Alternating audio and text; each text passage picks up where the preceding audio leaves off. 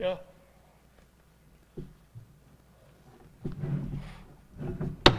Call a regular meeting of Cobre Board of Education into session. It is Your five- microphone, Mr. Huh? Your microphone.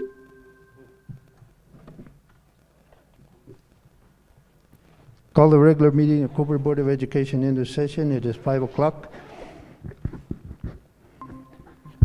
Let the minutes show that board members Murillo, Cordova, Sepúlveda, and Guadiana are here. Please stand for the pledge. Mr. Cordova, will you lead us Pledge allegiance to the flag of the United States of America and to the republic for which it stands, one nation, under God, indivisible, with liberty and justice for all. I salute the flag, the state of New Mexico, this day a symbol of perfect friendship among united cultures.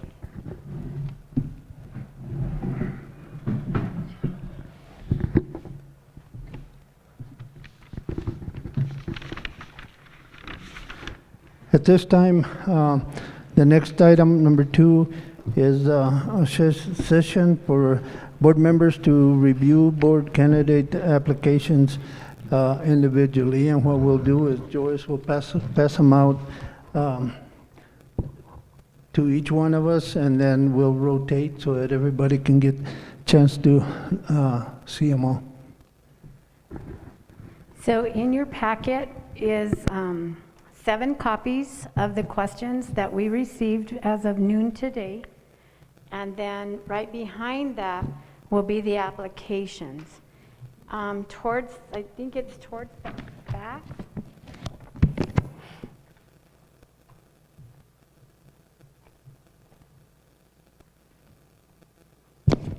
In the back of each of your packets, there are 2 applicants who withdrew their application. We did ask for it in writing, so it is attached to their application. Just for your information, we wanted to include it in the packet.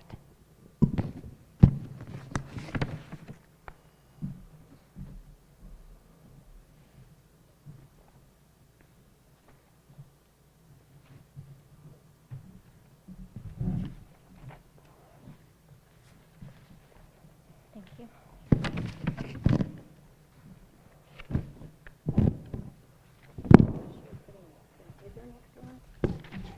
This one's extra, right? This one's extra over your copy? Yeah.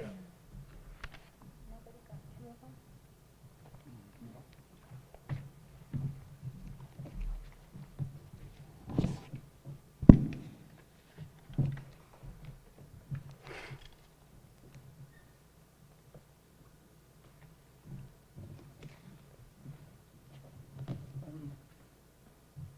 I have a comment concern that I received from a parent regarding the format. Microphone. I have, I want to raise something that a parent suggested. When we have the board session on live like this, people that are in attendance can't really see our faces, our reactions, or anything else like that. And I was wondering if the board would consider changing the format. So when we're looking at the camera, we're actually looking at the audience that's remote. You mean during this time or during the meeting? This time and the meeting. During the meeting, you'll have your back to the interviewee. Well, And then it'll, if we have the interview here, like how we used to have the podium, we have that there, and we line up here, that would allow both the audience and to see the applicant as well as. So do you mean like when we were doing online, how we would all have a camera on our computer with our faces? Like No. that up close? No, like here, this is what the people that are attending remotely see. They don't get to really see our interactions with each other or our reactions to questions. And it's hard for them to read anything into the dynamics of the meeting. And so if we were to turn and face the audience as if it would appear to those people that are remote that that they're here and they're seeing what they would live. So just turn the tables like. Yeah. Oh.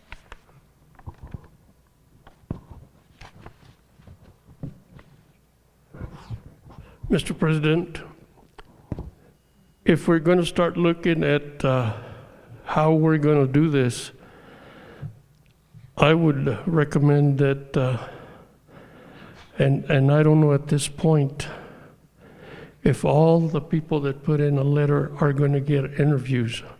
My question right there is the fact that in that process it was stated that they had to be nominated. So if you've got somebody that put in a letter and does not get a nomination, does that mean they don't get an interview? To me, that's not fair.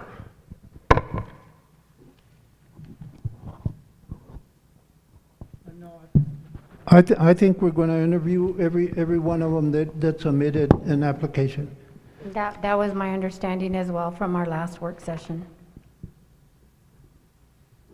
And so, just to let you know, I know you're reviewing applications right now, gave you some time to do that, so we do have a couple of people here, but I did tell them 5:30, because I knew it would take you all some time to review the application, so that's why they may not all be here right now.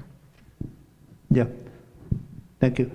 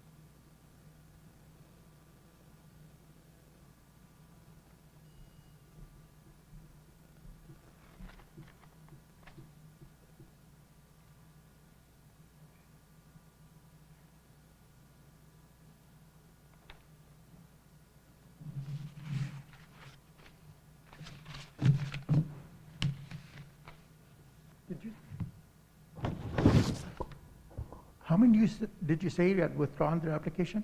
2? I saw the one for Carrillo. Who was the other one? What's that? Okay. Oh, okay.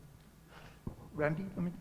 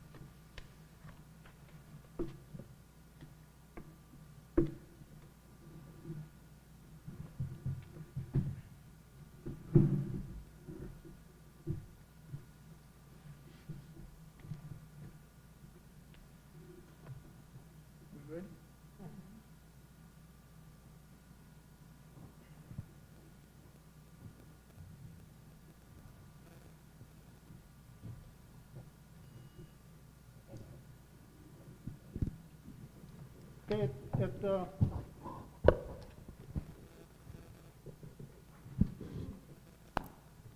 Okay, at this time, I think everybody has gone through the letters of interest from the people. We have had two withdrawals from them.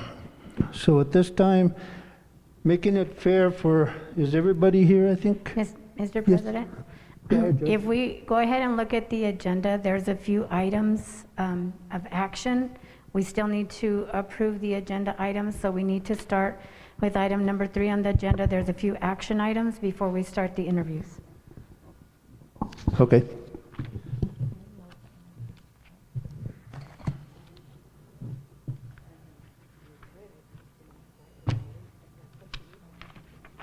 Unless the board chooses to move some things on the agenda, that would be up to the board.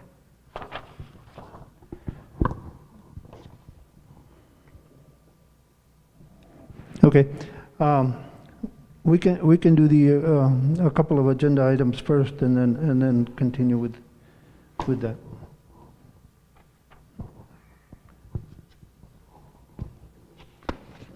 Action item number A.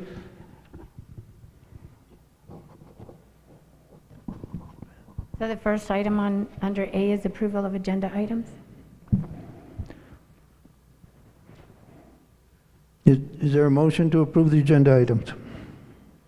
I'll move. It's, and the motion relates to the board minutes for the December 15th, 2021 meeting for those that aren't here. Correct? No, it's just for the Just to item A, approve the for the agenda. approval of agenda Oh, items. okay. Just to move. Yes. Second? Second. Okay, motion by Mr. Guadiana, second by Ms. Murillo. Any questions on the agenda? Call for the vote. All those in favor signify by saying aye. Aye. Aye. Opposed, same sign. Motion carries. Item B. Item B is approval of the December 15th board minutes. This was tabled from the previous meeting for 2 items. The first one was under the approval to move more forward with the Santa Clara Sports Complex. The correction was made that the motion was made by Mr. Guadiana, seconded by Mr. Gomez, opposed by Mr. Cordova, motion carried. So that was one of the corrections. The other correction was under board member resignation. There was question about the wording towards the bottom. You need this? Okay, one, where Joyce? it says, if a majority vote is not obtained in regards to the selection of the 5th member within 45 days of resignation, the State Board of Education then appoints a qualified candidate. That was a direct quote taken from Mr. Esqueda, so that has been fixed. Those were 2 areas that the board had asked to be fixed. So, I recommend. Okay. The corrections have been done to the minutes. Do I hear a motion to approve? I'll move. Motion by Mr. Guadiana, second. Second. Second by Mr. Cordova. Any other questions on the minutes of December 15th? Call for the vote. All those in favor signify by saying aye. Aye. Aye. Opposed, same sign. Motion carries. Item C. Item C is approval of the January 10th minutes as presented in your packets.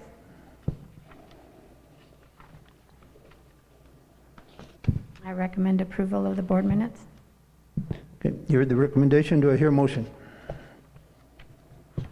So move. Motion by Mr. Cordova, second. Second. Second by Ms. Murillo. Any questions on the minute? Call for the vote. All those in favor signify by saying aye. Aye. Aye. Opposed, same sign. Motion carries. And just an informational item, we are still behind with the special board meeting minutes. Those will be presented at the next board meeting. Item D is finance. Ms. Hogan was not able to be present. She has been out sick. So there are two items. The first is the approval of the December, January bills. You do have copies of both registers in your packets. It has gone before the Finance Committee last week. So I recommend approval of the December, January bills. You heard the recommendation. Do I hear a motion? So moved. Motion by Mr. Cordova. Second. Second. Second by Ms. Murillo. Any questions on those? These are expenditures that already happened. No, the checks, when we presented them, they have not gone out yet until the board approves them, and then they'll go out tomorrow. Okay. Any other questions? Call for the vote. All those in favor signify by saying aye. Aye. Aye. Opposed, same sign. Motion carries. Item B. Item B under finance is the approval of a bar, and this is from matching funds from SB 9. Some of this funding has been trickling in over the years with late property taxes that have been paid, and so we just received notification that we did have this as a carryover in the total amount of $56,758. What we want to do with this money is use it to make improvements in the cafeteria. We have met with Elma on a few different occasions. We've made some priority lists of some things that need to be fixed and maintained or repaired or replaced in the cafeteria, including a tilt skillet, also called a brazier at the high school, looking at replacement of 2 freezer condensing units, one for Cobre High School, one for Snell Middle School, looking at garbage disposal replacements, and then possible replacements of ovens and warmers. So where we are in the process with this is we, again, have met as a team. We have different team members that are currently obtaining quotes for these items. And then when we meet at our next meeting, which I believe is Thursday, people will bring the quotes, and hopefully if this bar gets presented, then as soon as the quotes come in, we will be able to make the purchases. So I do recommend approval of the bar as presented. You heard the recommendation. Do I hear a motion? Point of order, Mr. President. On our agenda, the bar SB 9 matching funds, that's what we're talking about? Correct. It's not a action item.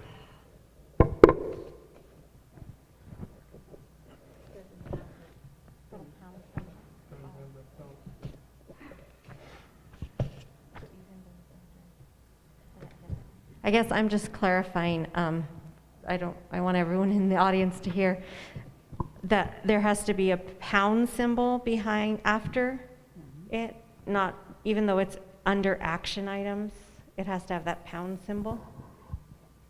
Oh, okay.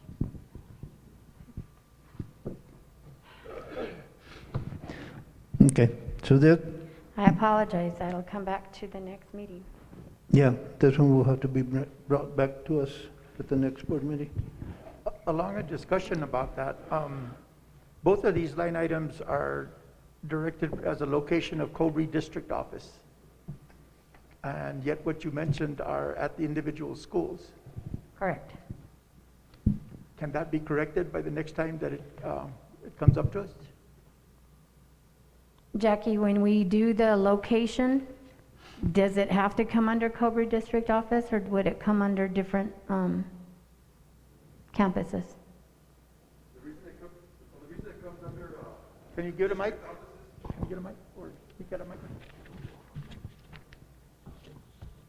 the reason it comes under district offices is because that's where everything gets shipped to, and we have to have the shipping part in there. If not, because they will not deliver to the individual locations.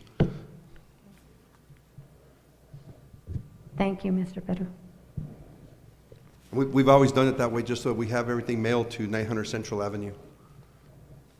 Okay? Any other questions? No? Okay. So So we- that one will be brought back to us. Right, that'll be tabled for the next meeting.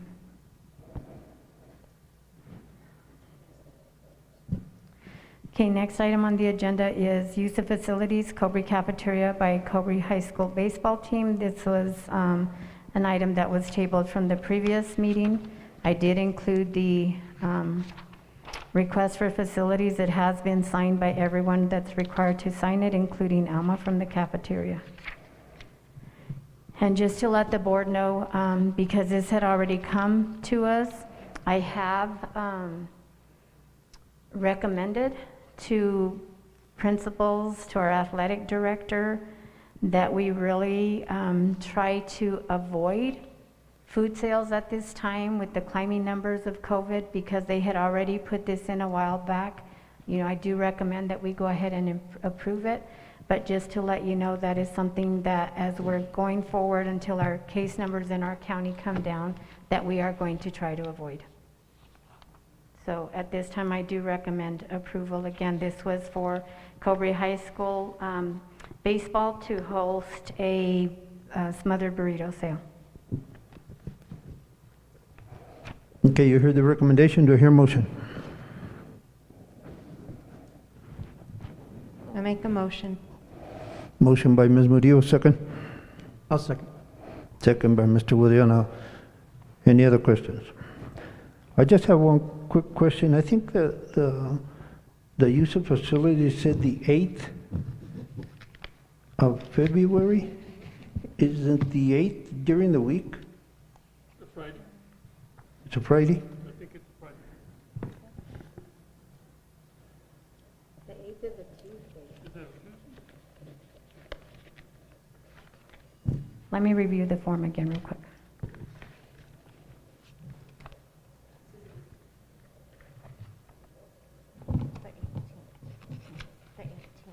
the 18th is what it says for. February 18th is when it's going to be. 18th. February Okay. 18th, from 8 o'clock a.m. to 7 o'clock p.m. Okay. I only saw the 8th. Sorry. Any other questions? Call for the vote. All those in favor signify by saying aye. Aye. Opposed, same sign. Motion carries. Item F, under action items, is a presentation by Ms. Jackie Riley for the superintendent search proposal summary of evaluation. Mr. President, members of the board, if you looked at your packet, I included a few things that I think would be of interest to you. The first thing that was there was the evaluation summary. This was completely anonymous. This was based on the evaluation that we did at our last board meeting. I went ahead and included the points that were given by each evaluator, and this was done on the topics up on top. So based off of the summary, I went ahead and made you a summary of evaluation. I did pick out a few topics that I thought were of importance to the district. One of the main things that I wanted to point out is that we did have one proposal that we went over. That proposal was for a sum of $14,500. One of the things that I did want to point out is this amount was for a total of 7 days. I don't know if that seems an appropriate amount of time for us to do what we needed to do with the search, but I did want to point that out. They do have additional services, which I've also included, so you can see that the $14,000 is the base, and then it can go up from there. The procurement summary, as per the review and the evaluation of the sole proposal done by the evaluation committee that we did last school board meeting, out of a possible 400 points, our offerer only received 276 points. So the basic price was for, as I mentioned, $14,500. And this again was for only 7 days. So at this point, the school board does have 3 options. The first option would be to run the entire RFP process, which will run the whole process again. But I feel that having only received 1 proposal, the district runs the risk of not having anyone submit a proposal. Option number 2, the district can offer a contract to our offeror, which is HYA and Associates. Option number 3, the Cobre Board of Education can act on their own behalf and conduct the superintendent search without the use of any consulting services. So those are your options. Regarding your comment about the 7 days, they're not 7 consecutive days. It's 7 days that they would be here depending on the activity. That's correct. So And that- if you look, they have actually broken it down. If you look on your paper under price, and I have included that as well, it doesn't mean that it's 7 consecutive days. It could be like half a day. They added that they could do half a day of board planning. They can do 2 days of hosting of listening sessions, half a day. So they have broken it up to what they recommend.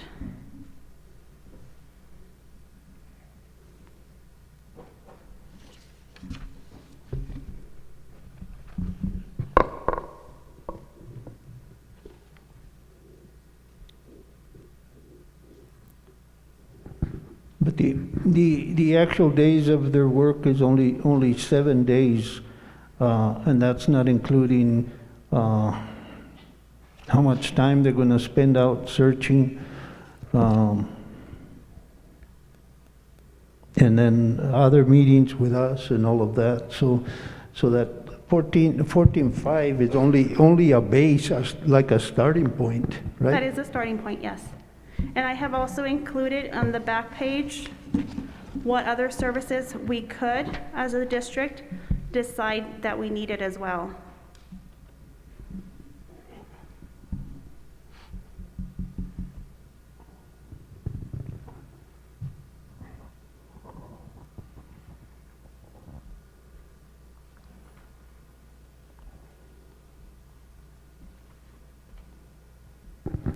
Well, my recommendation would be that we either break it up and start doing something on our own, or start this process all over again, see if we can get somebody else. I know that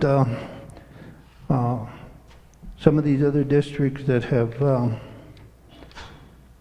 gone through this process using one of the superintendent search people, the cost has been somewhat less than the starting base of 14.5. So I don't know. So, Mr. President, with that being said, if we run it again, I just want you to be aware that since we only had 1 this one time, if we run it again, these people, we run the risk of them not even submitting anything. We could get more, we could get less. Yeah. I don't know. That's my point of view, that we either do it ourselves or go. I know that doing it ourselves is going to take some time and a lot of work of all of us, but and then or go and try to get somebody else or get some more people to put in for it. I don't know. That's just my thinking. My take, oh, sorry. Mr. President, I really don't feel that we are equipped to do this search on our own. I know I've never done a job search to find qualified candidates. And also, I think a lot of people in our community really want to see this ball get going. So I'm thinking that we can offer the contract. 14.5 is the base, and all the other things are just optional, which I don't think we need, but that's my opinion.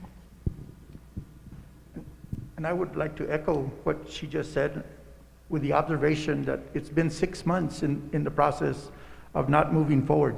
And there's no reason to believe that the movement forward will continue if we continue the same venue of us being the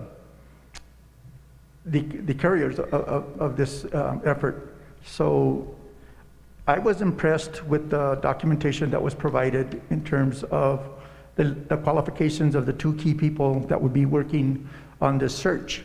I was also impressed that the range of the search would be not only within their website, but there's possible for even extensions of even beyond that. But notwithstanding, they have experience with very big school districts as well as very small school districts. And I think it's a good message. I would agree with Serena. This is a good message to the community that we're moving forward. If we accept this offer, the cost of it would be negligible when you consider the amount of time that we would spend spinning our wheels continually. The district needs a firm direction. It needs a firm commitment, and this would put us a step closer to that in probably the shortest amount of time compared to any other alternative.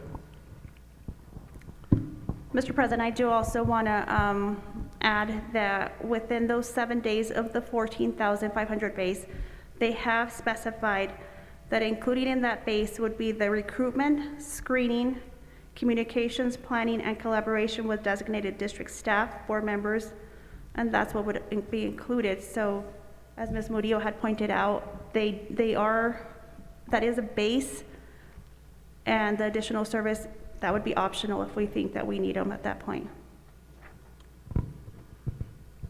Mr. President, I'd like to say that, yeah, this is just one company that is offering to do this. They're way back east, and I think that the 14,500 is a base price, and I'm looking at kind of trying to calculate everything else that would be the extras, and we'll be shooting pretty close to 20,000 by the time it's over and said and done with.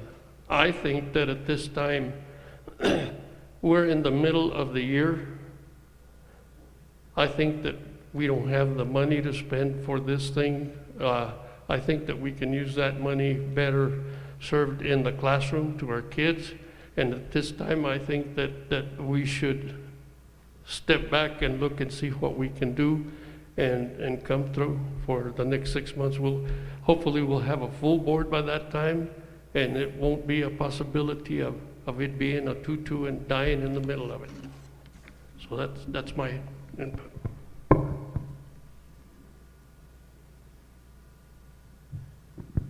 Any other comments? Yeah, I'd like to rebut that. The use of the money, the 14,000 is really what we're looking at. Anything else is extra over and above what it is that the standard services they provide. I think the estimate of $19,000 to $20,000 is inflated. I also see that putting $19,000 or $20,000 into the curriculum is not nearly as important as setting the direction of the highest position in the district. That dwarfs any expectation that this money could be better used. So I'm firmly in the position of saying we're going down the wrong path and sending a bad communication to our superintendent as well as to the district, especially towards the district, that we're going to continue to go in without a direction. This board has not been setting up a criteria that set what our expectations are. Absent a strategic plan, we continue to meander. Our board meetings every single time do not really have a stated purpose and direction. We need to stop that. We need to get on the right path. That is your opinion. I stated my opinion, and I won't rebuttal yours, so you keep your opinion and I'll keep mine, and let's vote on it. You're welcome to rebut.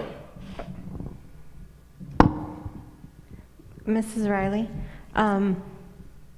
how long is this proposal good for that they submitted? Well, because it is part of the RFP, we need to give them a decision. They've been waiting, and actually because of COVID, because of illnesses, we have postponed them a little bit, and we have notified them, so they've been really patient with us. Okay. And I'd also like to make a clarification, Mr. Cordova. You said the company is located back east, but the two people that would be, I guess, contracted out, one of them is in the southwest. Just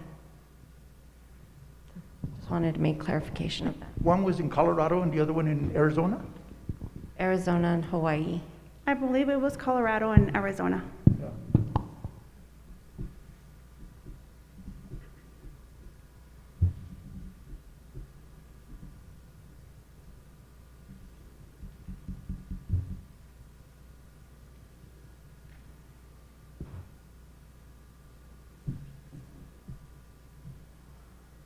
I was just trying to add up some of the days that they say here and seeing,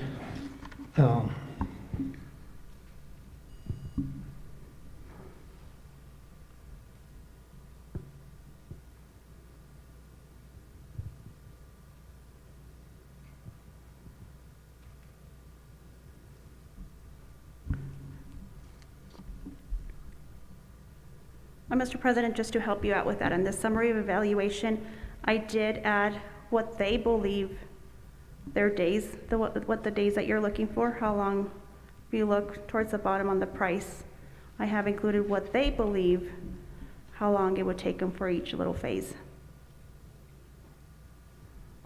yeah. And the only thing that I'd say there is that, like Mr. Cordova says, right now we're in the middle of the school year. I don't see how they could possibly get somebody here within 7 days. I don't know. And with regard to that, a few months ago, we were trying to move forward, and it was suggested that we wait till the middle of the year because that's really when the contracts occur. And we would have more applicants at the middle of the year than we would now. So it's a moving target, but either way. Mr. President, in the packet that we had, it's not in here, but the 7 days, the timeline was about 2 months. So there was like half a day in the beginning and then 2 days in the middle, right? Mm-hmm. So it's spread out over several months. And as an educator and in education, I can tell you that right now is the time, if people are going to make a move, this is when they start looking. They start looking before the end of the school year so that they can close it out with whatever school they're in to make the move over the summer. So I think right now is actually a good time to do it.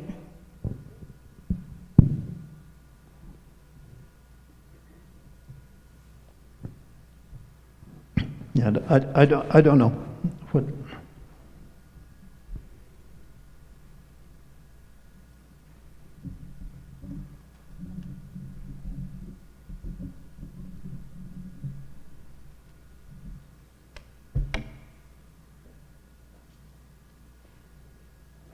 They say 7 days, but I don't see that happening.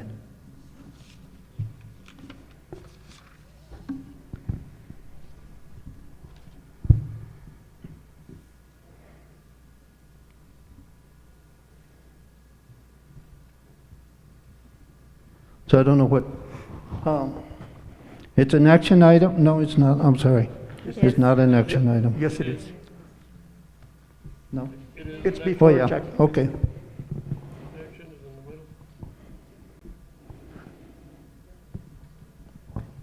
So,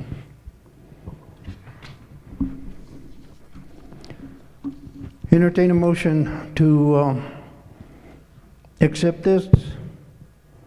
I'll move. Motion by Mr. Guadiana, second. Second. Second by Ms. Murillo. Any other comments?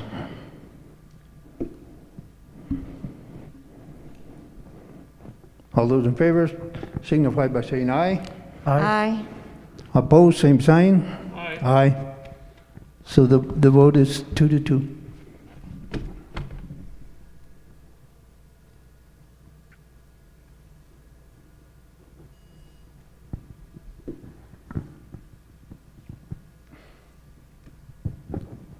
Okay, moves us to item G.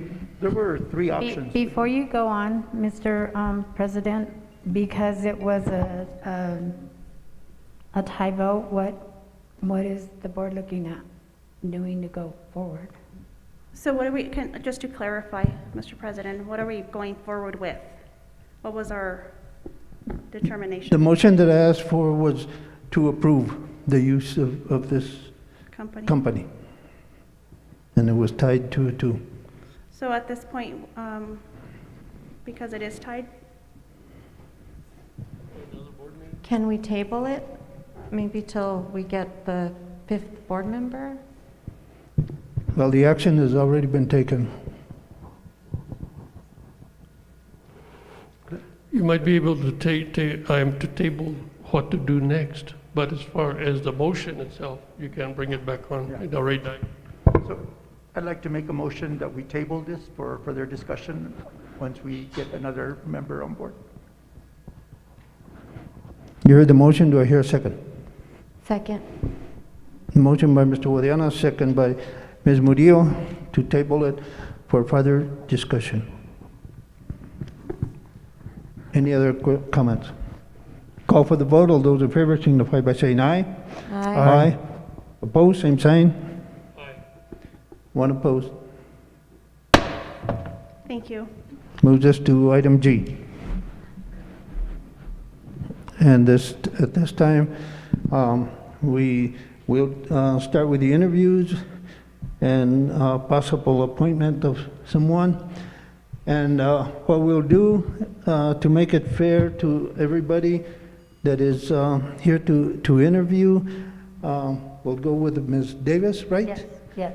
To the room back here in the back, and we'll be calling in one at a time. And then after that, you can either leave or sit in the audience and listen to the other interviewers. So that would be, I'm going to go ahead and read the applications. We have Ruben Udero Jr., we have Sylvia Zapata, Hattie Phillips, Don White. What's that? And Curtis Behrens. Which one do you want to keep first, Mr. President?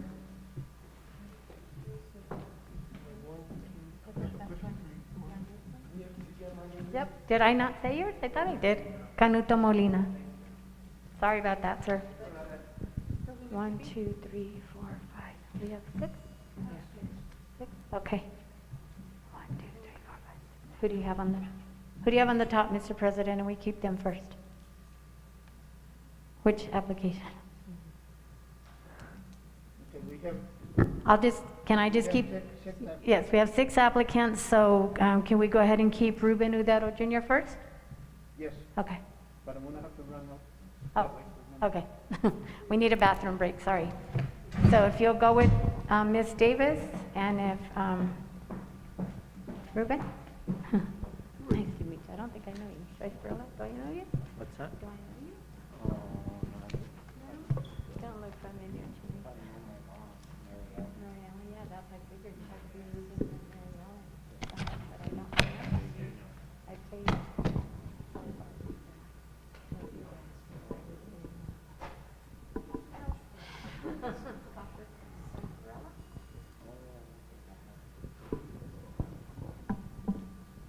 Anybody else need a bathroom break? There's another bathroom right back here. Joyce, I had a kind of a question to ask regarding the questions. Can we have him go to the back so that way I don't have that discussion in front? Okay. Ruben, if you don't mind going to the back for just a little bit, Mr.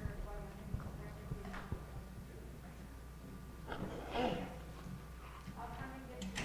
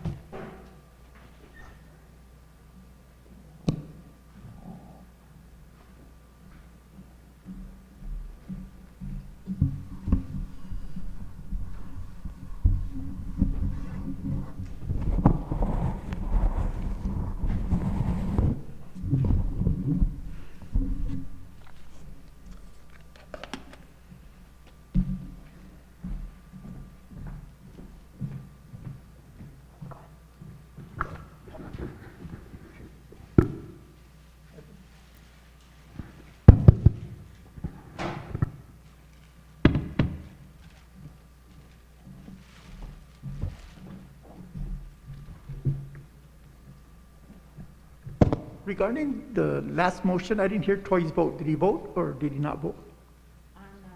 Yes, he said, one opposed, so yes.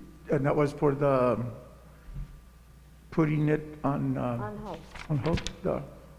Motion to table for further discussion. And he voted no. He voted, yes, because he said there was one opposed, so he voted yes. Oh, okay, That was my understanding. okay. I didn't know if he, okay.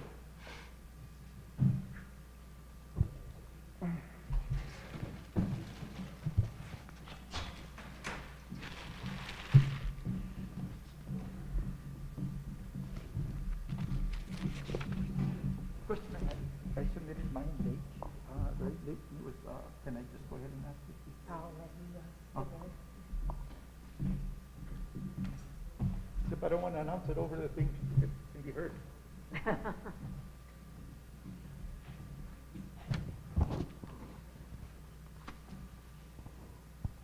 Troy.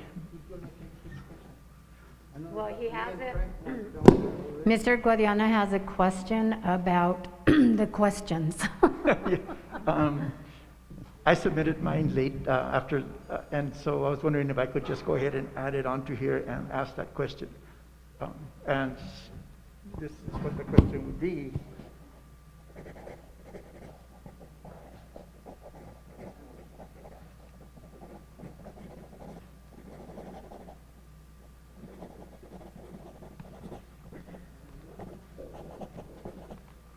Is that okay with everybody to add it? We said that they needed to be in there by Thursday. No, they were due today at noon.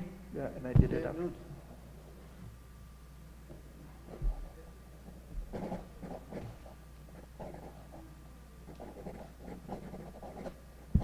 They were due at noon. I received it at 4:31. I was already headed over here.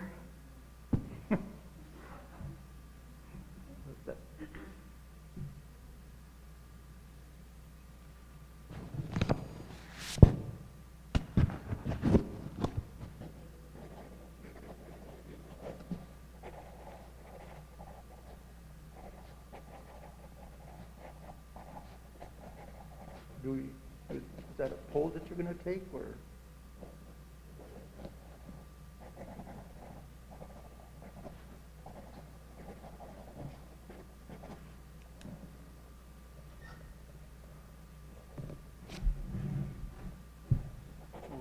What is your question? New Mexico is 50th in the country in education and 64th in the state of New Mexico. What do you think the board should do in addressing this performance?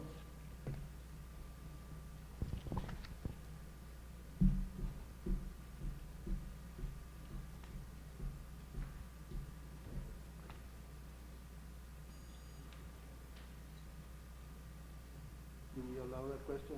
Yes or no?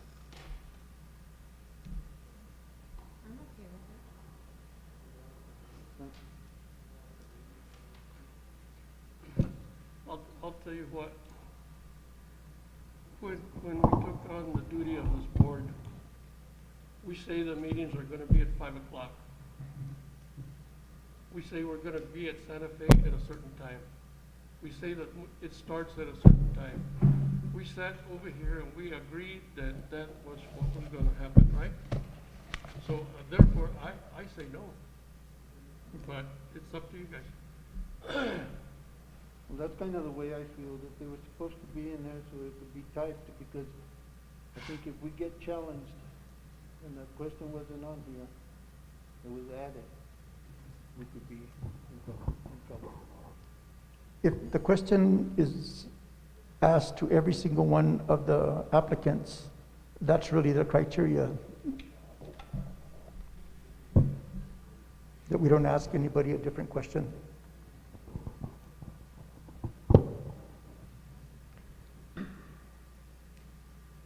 Mr. President, I'm not, I know I'm not a voting board member, but we did have the meeting last Tuesday, so we've had Wednesday, Thursday, Friday, Saturday, Sunday, till noon today to submit the questions because we knew they needed to be typed. that was put in a motion. It was agreed to by all members of the board. But again, it's, the board's decision whether to add it or not.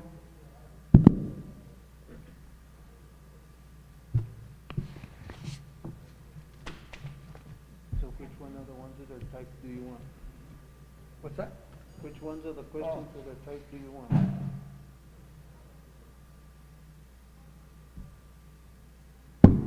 So I did put the name next to the person who submitted the question, so question 1 would be available.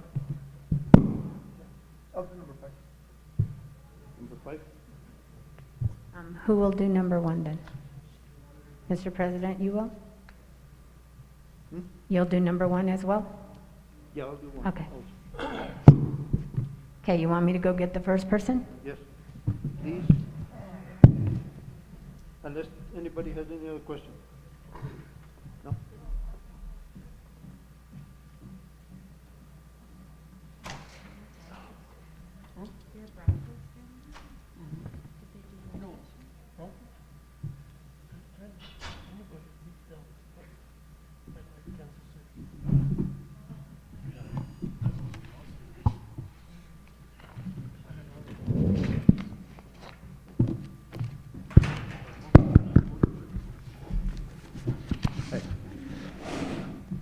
Good evening. How are Good you? evening. Good, and you? All right. Ruben We're Udedo gonna- Jr. We're going to ask a total of 5 questions. Okay. And answer them, to the best you can. And then after that, then again, you can go and sit in the audience, or you can leave, whatever you feel like doing. But the first question is, introduce yourself and tell us a little about yourself. My name is Ruben Udedo Jr. I've been in the mining district since I was born, and I was born and raised here in Bayard. I now live in Santa Clara, New Mexico. I lived there for 16 years already. I'm the home that I have now. I worked in the mine for about 21 years total. I was started as a laborer and went all the way up to a supervisor. And then I went into the New Mexico DOT. So now I'm in the DOT with the district, and I started as a laborer there, and now I'm a engineer tech. So all the road projects that are going around throughout the state, from all the way to Santa Teresa, all the way to Socorro, I test all of the asphalt, the concrete, and the soil and all that, and I got certified to do all of that. And I graduated from here, from Cobre High School. I went on and I pursued a degree in automotive at Western New Mexico University. So I have an associate's degree in automotive. I have 4 kids, and my 2 daughters, they also went to Cobre High. They graduated here. They went on and pursued degrees. They both have college degrees, one in sociology, psychology, one in business. And now I have 2 little boys that also attend the Hurley district over there. So that's why I'm looking to get into this, so I can be more involved in their career here at the high school or in the Cobre district, wherever school they go to. I like to make sure that they have the same experience that I had when I was going to school and growing up. I feel that whenever I was in school, it was a really good a place to come here, and everybody, they treated you good, with respect, and especially with the athletics that we have. I feel that I grew up with a more sense of respect in the athletics that I was in, and now that I'm older, I instill that into my kids to have respect. and to treat everybody with good. Just treat them right, you know? So that's a little bit about me.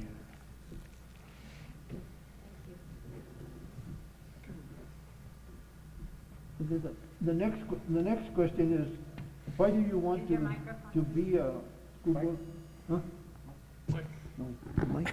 Sorry. The next question is, why do you want to be a school board member, and what do you see as the primary work of the board? The reason why I want to be on the school board, like I said, is because my kids are attending this district, and I want to be more involved in what they're doing. And also, I've seen a lot of changes throughout the years and heard of a lot of changes throughout the years that have went on in the high school and with the Cobre district, and I really have feel that it needs a little bit more help from somebody in the outside, not somebody that's just here all day doing everything.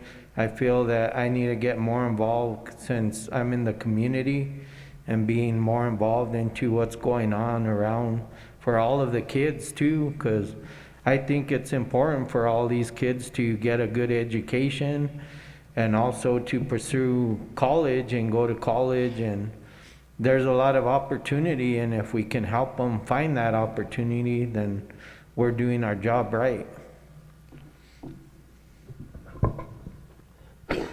Thank you, Ruben. The next question is, tell us about the experience with budgets, audits, or other board-related business that you might have or might have an interest in. Well, as far as like budgets, when I was a supervisor, I had to do all the budgets for jobs that were going on. I had anywhere from 50 to 70 employees that I was in charge of, anywhere from 50 to 70 jobs a day, buying the parts that needed to get fixed on equipment and everything. So I'm a quick learner, and I can pretty much pick up on anything. And if I am given the budget to look at it, there's probably ways that I can help you guys. And maybe there's different vendors that I've come across with my career and my life to help bring them over here to help the district get better prices or even just better quality equipment. Thank you. Thank you. There is a shortage of teachers and substitutes. What role could the school board have in alleviating this situation? Well, if you want people to get involved in the community, you can ask for people to come in, take the test, and maybe start helping substitute. But you have to screen people before you bring them in, because you can't just bring whoever is on the street in. And I work for the New Mexico Department of DOT, and there went a letter out, that there was a shortage with the system for the teaching. So I myself was going to volunteer for that, to come and start teaching here, but I need to get my certification first for that. I didn't know that you needed that, but being that I have a degree, I thought I could just come and start doing that. But I'm checking in on that with the New Mexico Department of Transportation, so I can be able to help out, because these kids, I think education is important for the kids. They really need it. It'll help them in life. They'll end up in a better situation in life, because if they have no education, what are they going to do?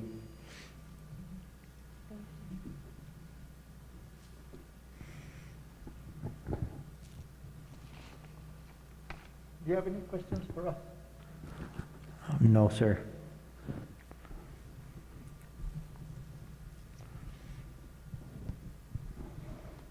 Okay. Mr. Hurtado, we want to thank you so much for your interest in helping to serve our community, so thank you. Thank you. Thank you, Ruben. Thank you for the opportunity as well to interview for this. Thank you.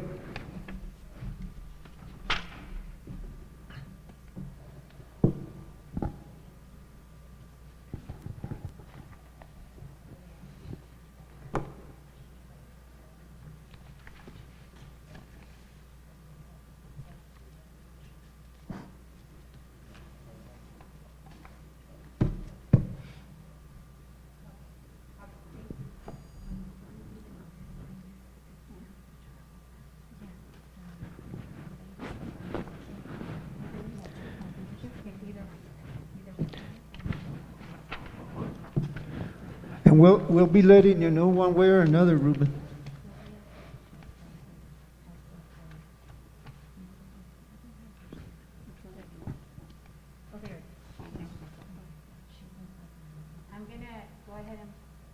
I'll go ahead and pull Sylvia Zapata next.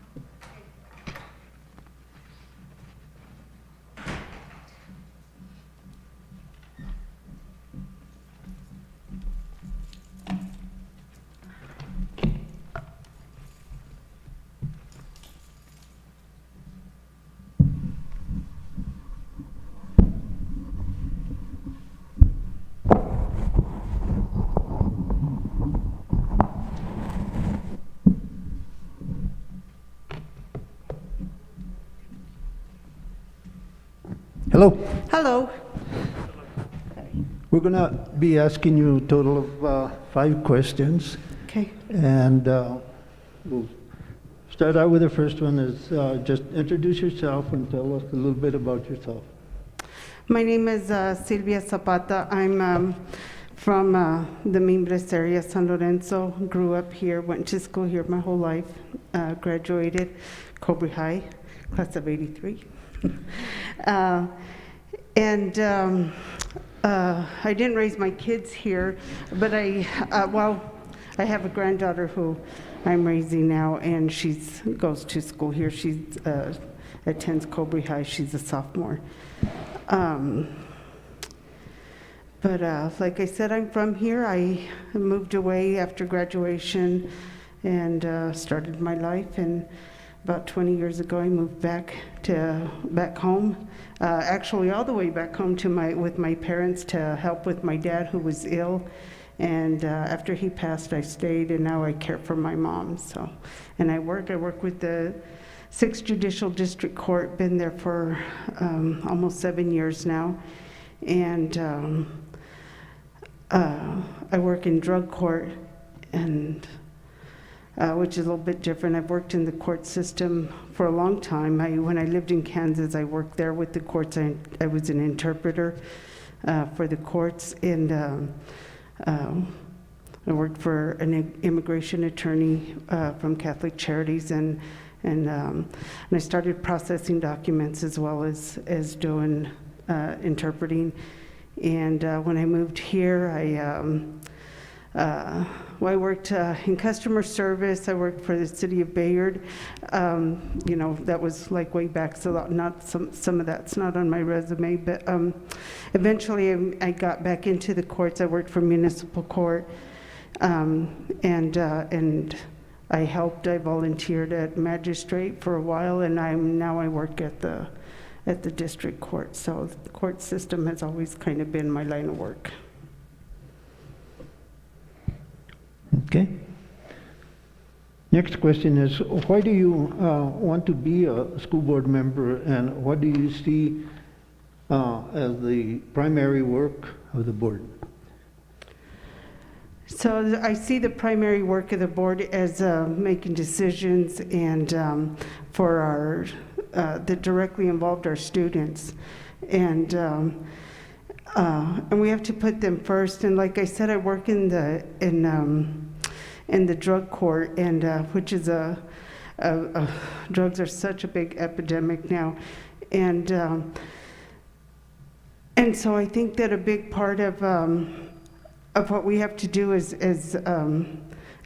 members of this community is get involved, and with drugs being such a big part of our community, unfortunately, I think that I want to be a member in order to see if we can put programs into place in the schools to get them started young, because this is such an epidemic. We really need to get, you know, a hold of that, and it starts at a very young age. So, you know, I think that, you know, and it's all about education. So that's part of the reason to be involved in the community, and you know, that's been my passion now in involving my job, and so I'd like to pass some of that. Thank you, Sylvia. The next question. Tell us about your experience with budgets, audits, or other board business. So, in my job currently, I do have some input. I get to sit. The decisions, of course, are not mine, but I have some input, and we have to put together our budget for the year for what our program, the drug court program, will need. So I have input in that, and I have knowledge of how it works. But like I said, that's the bottom line is not mine, but my boss and I together, because I'm his assistant, we put together a plan for what we need, what our drug court would need.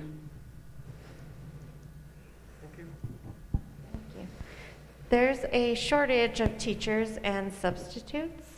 What role could the school board have in alleviating this situation?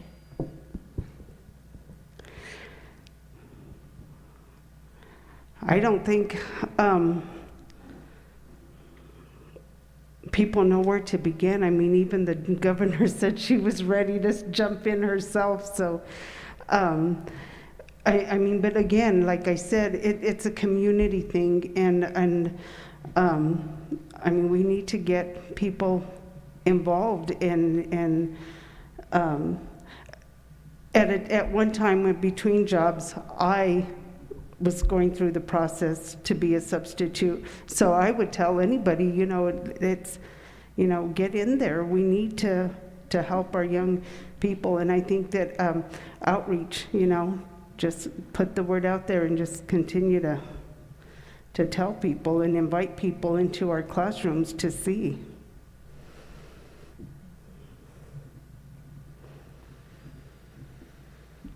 The last question. Last question is, do you have any questions of us?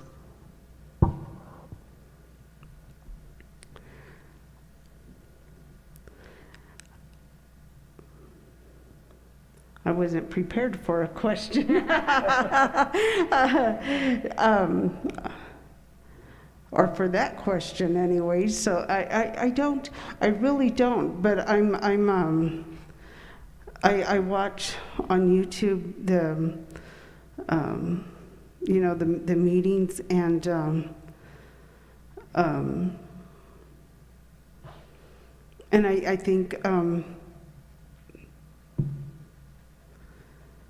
I think my only question really would be, and you know, it's probably not just my question, is you know, how can we better make use of our budget, of our monies, because, you know, especially, you know, after all this COVID, the students, I mean, there's really nothing that they can do, and I know part of that is COVID, but, you know, I mean, we really need to do more for the children, and where do those, where can we put that money into programs to help them? That would be my question. Where can we better use, you know, our monies from the budget into school programs, academics, and. Thank you. So, Thank you, Sylvia. thank you.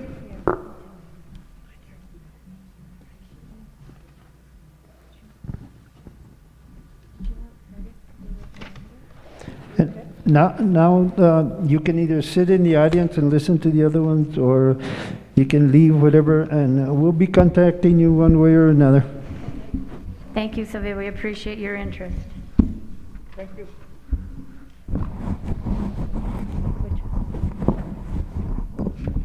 Which one, Curtis?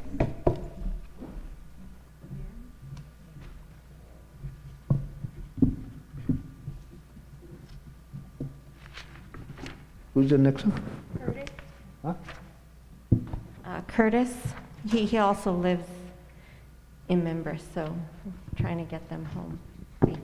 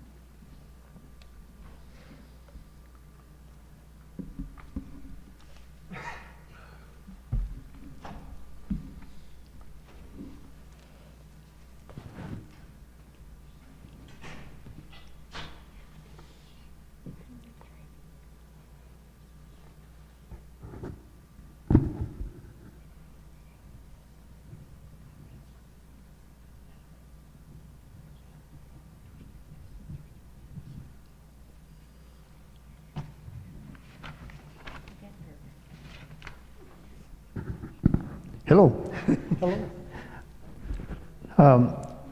We're going to be asking you a total of 5 questions. Answer them to the best of your ability, whatever that, and see where we go. Okay, thank you, Mr. Okay, and the first question is, well, let me wait for him to get back. Certainly.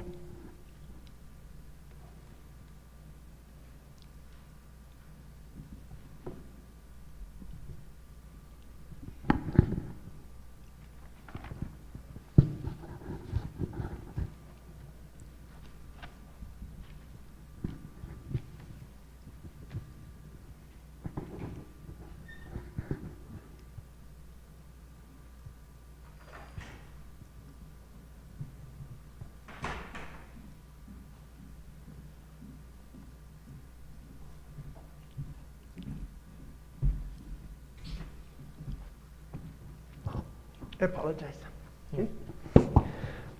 We ready? Okay. First question is, introduce yourself and tell us a little about yourself.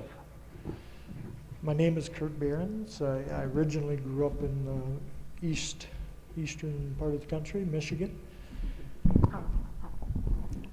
And in 2004, me and my family moved out west. We've been out in this area ever since. I pretty much, most of my career, have worked in emergency medicine, in fact, almost all of it.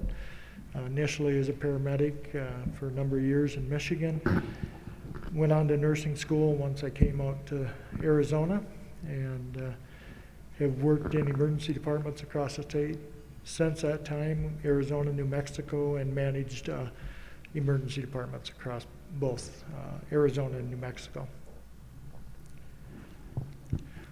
We have 8 children, so we've had a lot of contact with the school systems over the years.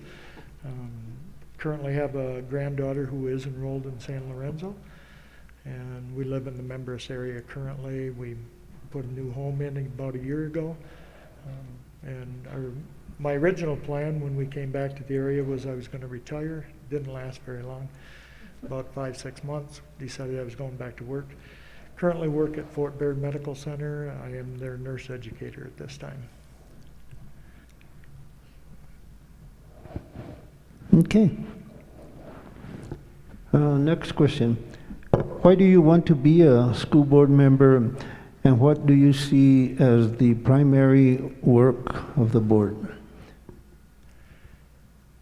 As far as being a school board member, I think it's important to contribute to our communities. I've done so with children throughout the years of my career, including projects like pediatric-ready emergency departments, driving those processes, putting them in place, getting departments certified as pediatric-ready EDs.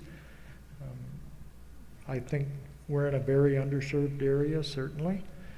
And as a board, I think getting a solid direction for our children as they go through our school systems. I've had the opportunity to deal with a lot of our older or young adults in the hiring process within emergency departments and within facilities. I've definitely had the opportunity to see some needs in some of the young folks that we do hire. And I think a general direction certainly is set by the tempo of our superintendents and our leaders and the board in the overseeing of that process.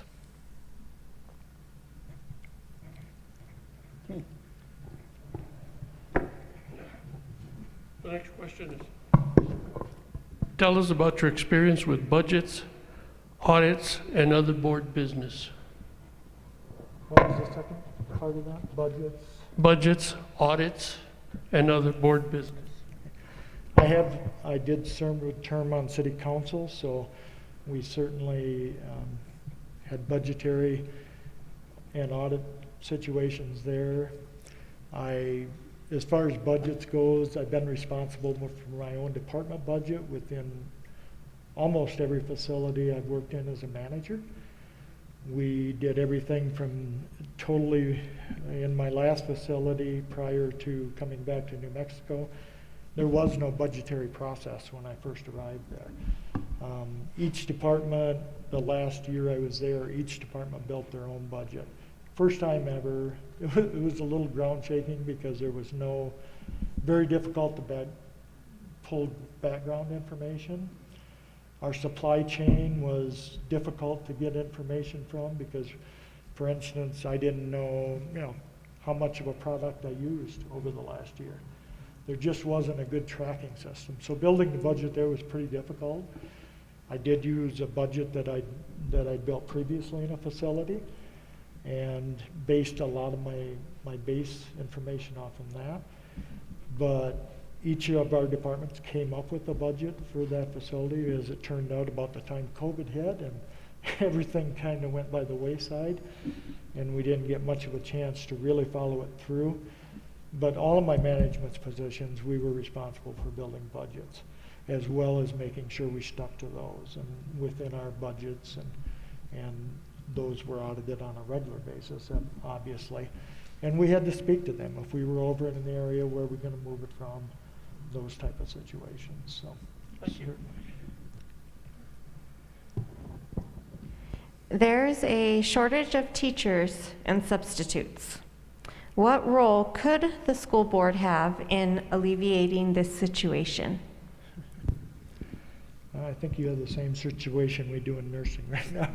Honestly, there's a huge shortage for us too, and what the role is very difficult because how are you going to resolve it?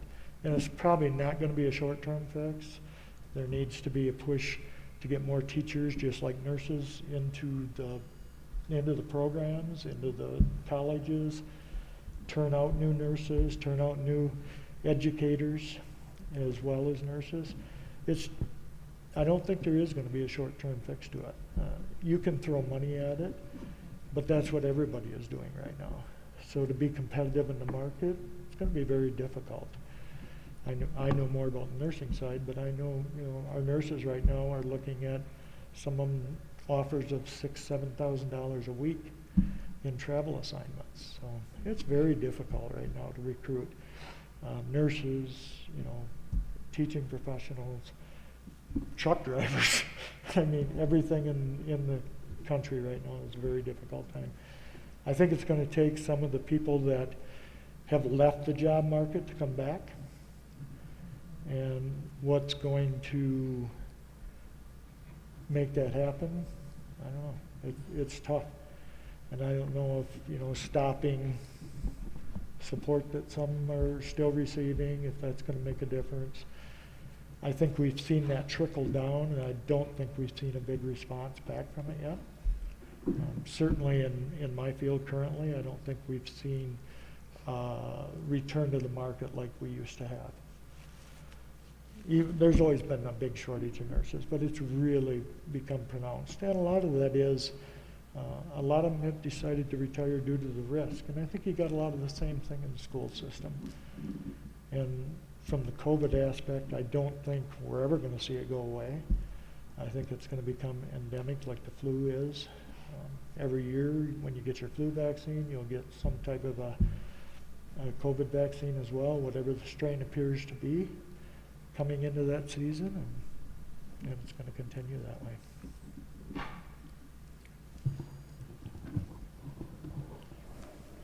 The last question is, do you have any questions for us?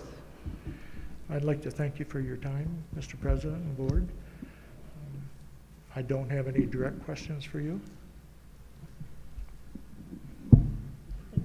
Thank you. Mr. Burns, we'd really like to thank you for your time and for your interest in helping to serve our community. Thank you. Thank you. Thank you very much. Thank you. Thank you, sir. And now you can go out and sit in the audience if you want, or you can leave, or whatever you want to do now, and we will be contacting you one way or another. Thank you.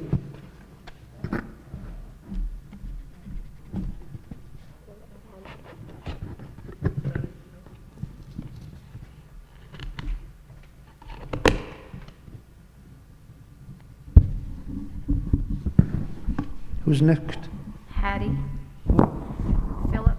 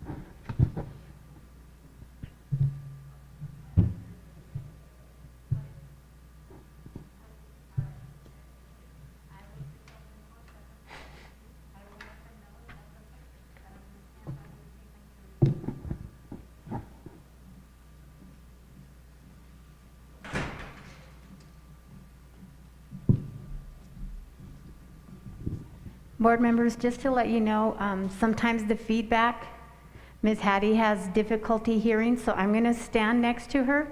If I need to repeat any questions for her, I will lower my mask and I will repeat the questions for her, okay? Okay. Good afternoon. How are you? Pardon me? How are you? How are you? I'm doing good, thank you. These masks make it really difficult for me to hear and understand people. Okay. We got a total of 5 questions for you. I'm going to give her a copy of the questions. That way, if she needs to refer to them, she has them. So we're going to ask this question first, okay? Mm-hmm. So the first question is, introduce yourself and tell us a little bit about yourself. Is that a question? Okay. Okay, so my name is Hattie Phillips. Pretty much kind of a native, even though I graduated from Silver High School. Both of my parents were teachers, so I kind of grew up in the education, around the education field. I've also had other family members that have also been in administration for the Silver schools. I am currently a scientist for the state of New Mexico for the Environment Department for the Air Quality Bureau. I have been working for the state of New Mexico for just over 19 years. I have a lot of experience when it comes to rules and regulations as far as like working between state government rules and federal government. My current position, I do a lot of data reviewing and reporting to federal agencies, etc.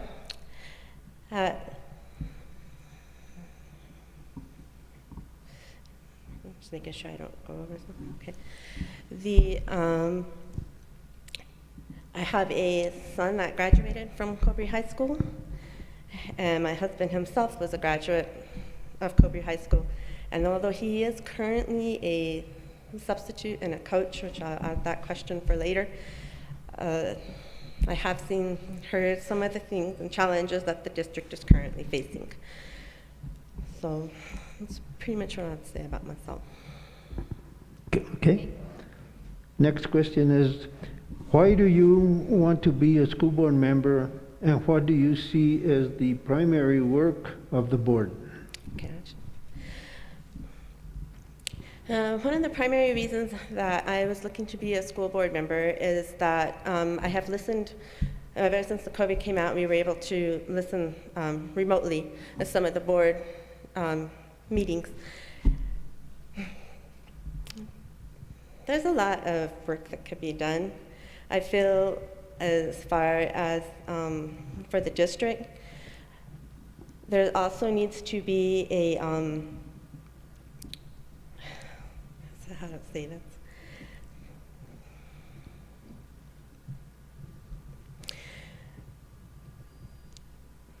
There also needs to be a lot more, you guys need to get along more. What the animosity and everything and the fighting that I have seen within this board is doing nothing but hurting and crippling this district. And not only that, and you're also seeing it out as far as like, as you can hear it from other parents, you hear it from other teachers, and items like this. So one of the things that I would hope to come in is coming in.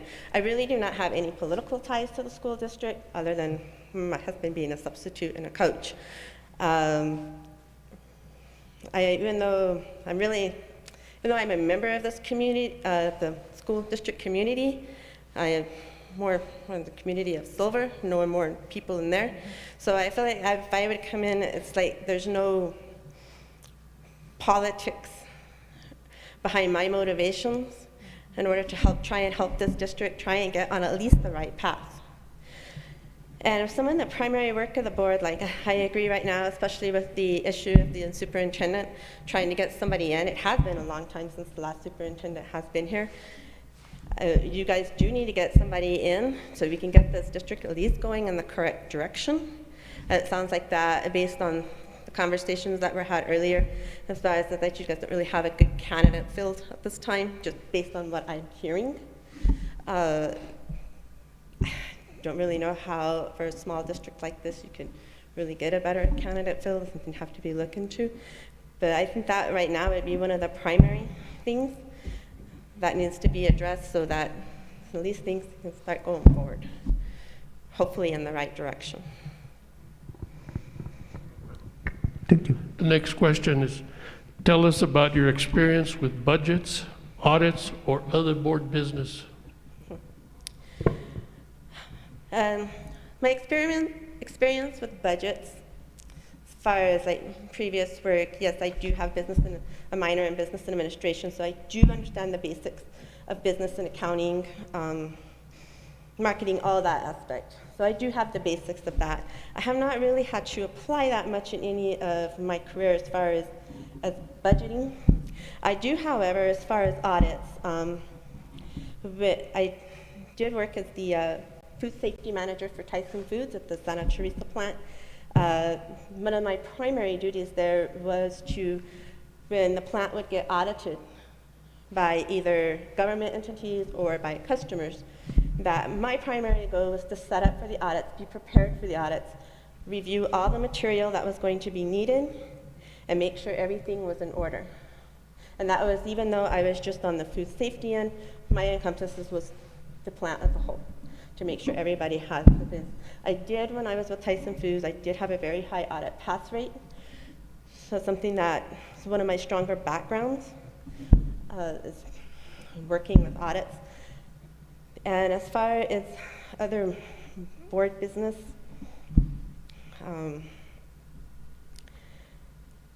really have not served on any other boards other than I have helped done a lot of this with like community. I've been active like in 4-H, leadership, stuff like that in the past, working with the kids and working with the community. That's about as far as that, as far as just being on an actual board. Thank you. Thank you. There is a shortage of teachers and substitutes. What role could the school board have in alleviating this situation?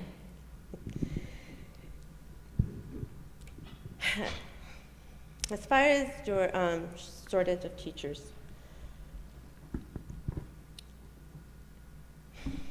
I'm not exactly sure why. Well, I know there's a shortage of teachers nationwide, and I know that. And I know it's harder for probably a small district like this to appeal to some of the younger teachers. I'm not sure if we have a majority of the teachers reaching retirement age, leaving, not enough coming in, stuff like that. You'd have to, to find a way to make the teaching at the district worthwhile. I have also seen that I don't really know if the district itself, as far as when it comes to the teachers, if they actually guys, you actually support your teachers, you back them up. I know that there have been some that they're afraid of retaliation, whether it be within their own school or higher, if they step out. You need to, I just honestly think that the district needs to rebuild their trust with their teachers. And the same thing with substitutes. I know that's a statewide deal, because even I got the email from the governor about becoming a substitute. However, my current job will not allow that. As far as substitutes, it's the same thing. I don't know you're here to find ways to appeal, to try and bring more people into the educational field. The answer to that, I don't, anybody knows at this time, especially here. That's a very tough situation, and I know it's just not this district that's facing it. Thank you. Okay, questions? The last question. Yeah, I got it. Okay, the one thing is that I did review some of the board policies, and I noticed that it was primarily I guess you would say the 100 series.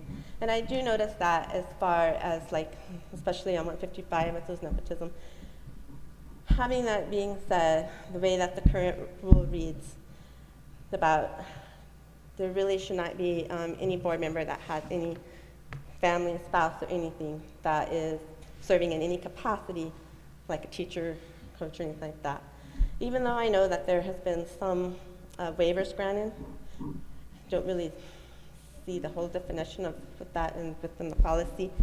At this time, so I don't want to become a member and then actually have to jeopardize my husband's coaching and his subbing, which I know he's called a lot for subbing, especially up here at the high school. So with that, because I would jeopardize it, I wouldn't mind withdrawing my application. I do not want to hurt the district in that way. So only my thing is hopefully you guys can learn to get along better and work to hopefully get this school on the right track. I mean, and also as far as your teachers and stuff, you need to get the right teachers in the right positions.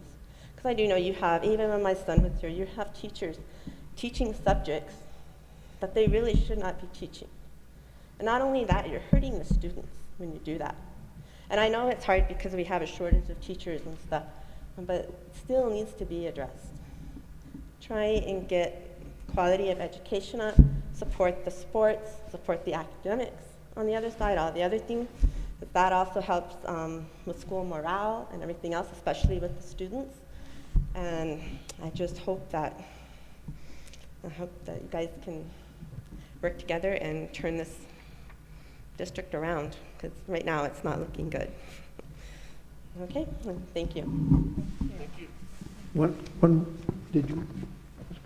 Yes? Yeah, sure. Okay. No, we're good? We're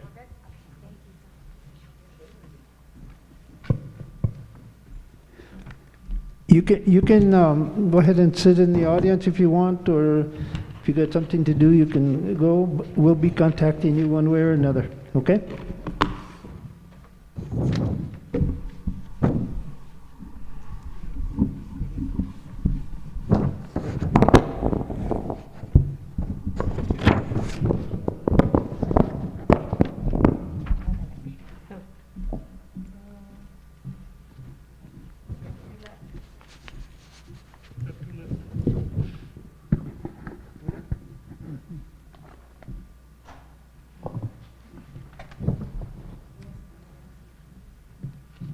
Who's the next one?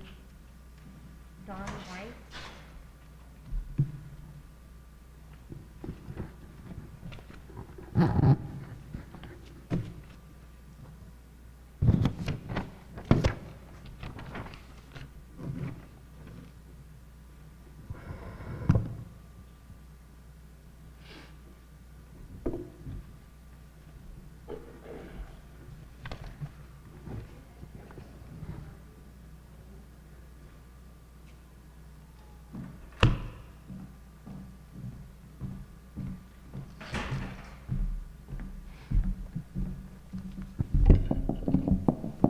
Hello.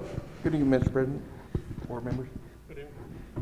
We're gonna be asking you a total of five questions and answer them to the best of your abilities. And the first question is, introduce yourself and tell us a little about yourself. Okay, my name is Don White. I was born and raised in Silver City. I've lived in the Grant County most of my life. I've lived a few other places, but never outside of New Mexico. I have a pretty extensive banking career. I was also in the National Guard and Army for 15 years as well.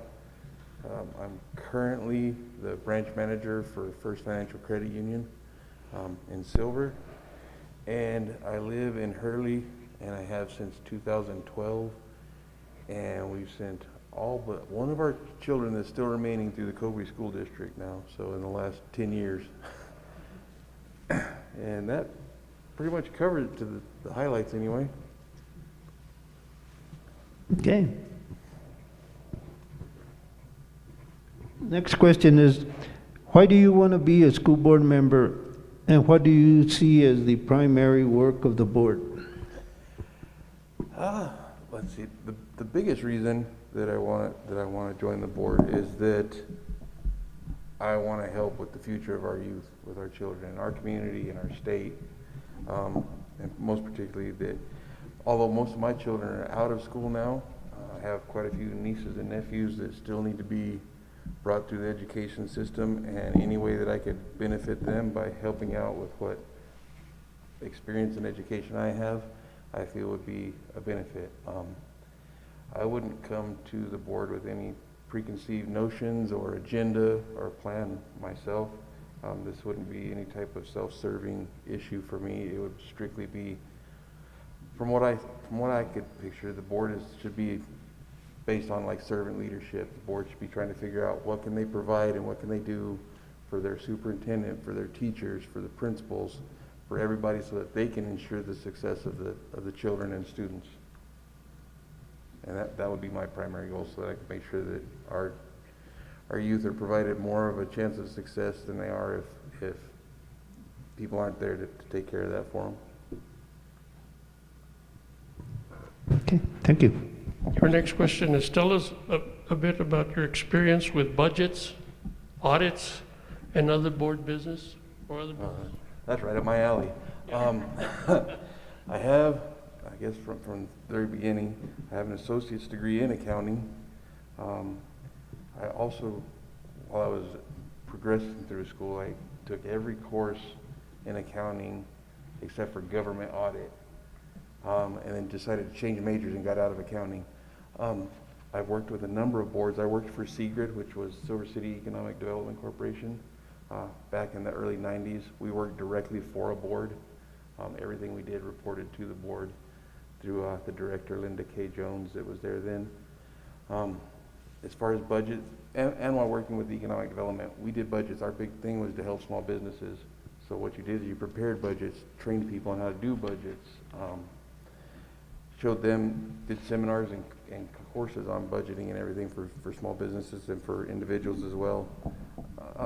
My current position isn't so much into the budget and accounting as it is into more the monetary side of savings and investment for our members.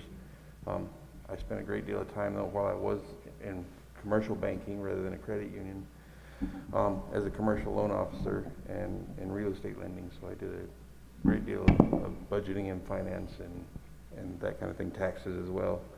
I currently am serving on a board, so I do have some board experience. I'm serving on the Grant County Public Shooting Range Board as a board member with them. Other than that, my work hasn't ever been as a member of a board, but mostly serving a board. Yes, sir. There's a shortage of teachers and substitutes. What role could the school board have in alleviating this situation?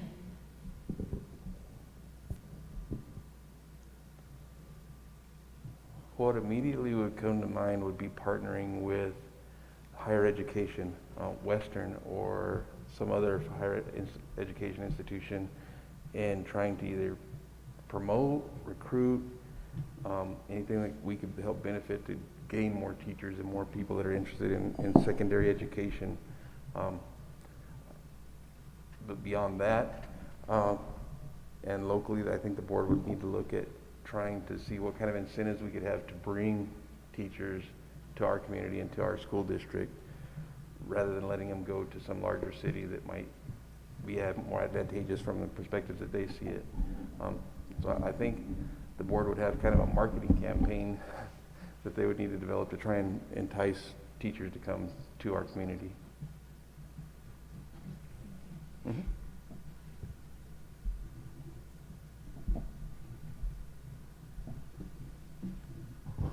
Do you have any questions of us? Nothing pops immediately to mind, no, sir. I think I'm pretty familiar with the way this works, although I haven't ever been part of a school board. I'm familiar with how boards work, how things are accomplished, the kind of things that are needed to make sure that they're successful. So I'm pretty familiar with it, and I don't have a lot of questions that would be specifically related to board operation. Mr. White, we thank you. We appreciate your interest in the Cobre District and helping us support our community and our students. Thank you. Thank you. You can sit in the audience if you want, or you've got something to do, you can leave. We'll be contacting you one way or another. Thank you.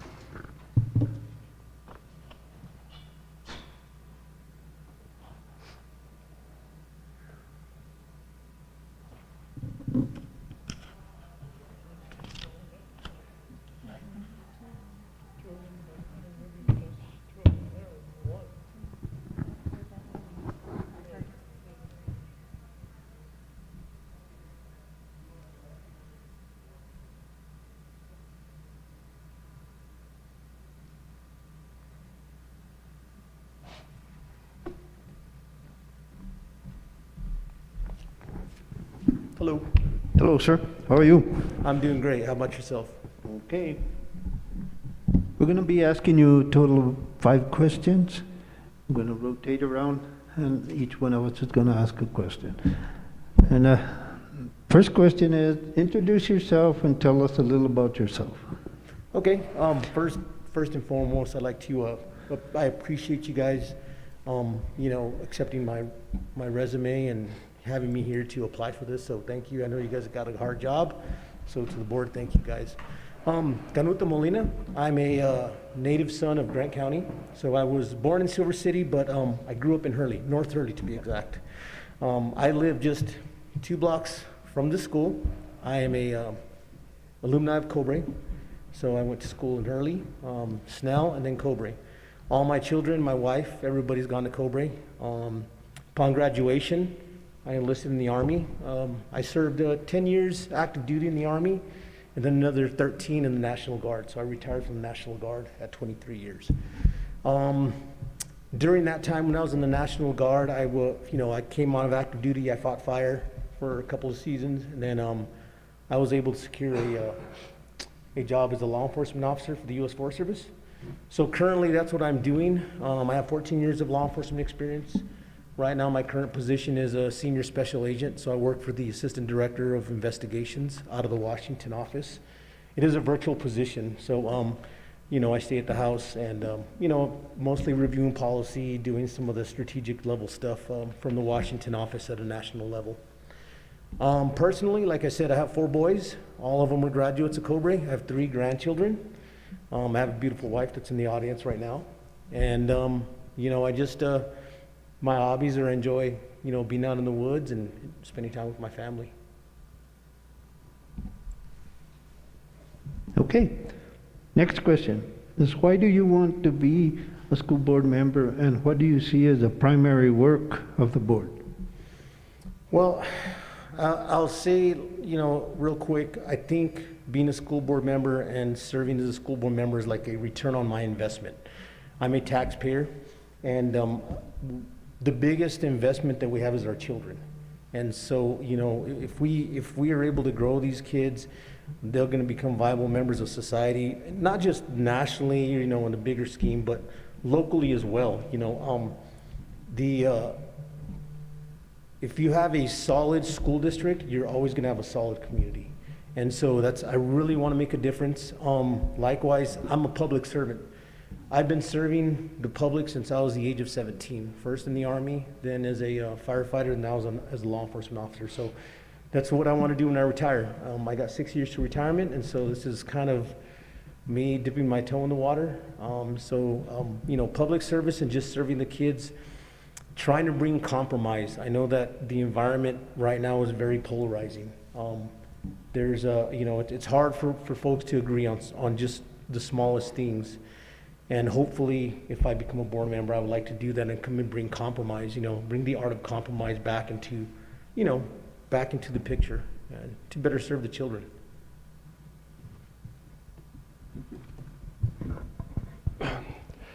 Tell us about your experience with budgets, audits, or other business that has to do with the board. So in regards to budgets and audits, currently in my current position, I'm in charge of over $1 million budget. And that includes everything from travel, pay, equipment, training. And so it's my job to manage that budget individually. I spread it amongst 3 counties, officers that are there. I help to develop a regional budget in the Forest Service, and so our region encompasses Arizona and New Mexico. And so that budget is a little bit in excess of $16 million.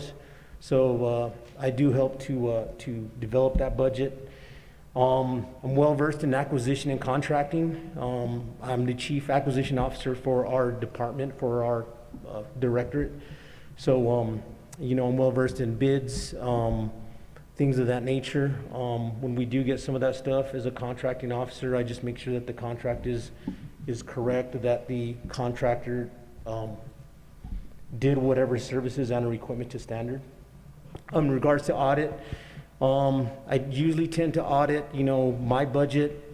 We sometimes are tasked to audit other, their patrol captains is what it is, so we're spread throughout the 2 states. Sometimes we're tasked to audit another patrol captain's budget. I was part of a national audit nationwide where they audited officers. We get premium pay, we get different types of pay overtime, so I was part of that national audit in regards to that. Also in the military, I did some, Class A agent stuff, so same thing, contracting. When I was in Iraq, I was operating with a budget of about $500,000 a month, operational funds. That was funds that we used out in the local local populace to either pay families for services or goods or stuff of that nature. Thank you. Yes, sir. There's a shortage of teachers and substitutes. What role could the school board have in alleviating this situation? So I do know people in the district, and I think this actually came up a couple of times, was subs. I do know that there's an initiative right now from the state. They're going to bring National Guardsmen in, and I think the governor herself said that she was going to be subbing in the classrooms and stuff. The current situation is actually, I think it goes beyond the district. It's a state and national thing right now. We really, I believe, not providing incentives to people to go into education. I think, 10, 12 years ago, lots of people went into education. I think, Western's famous for that.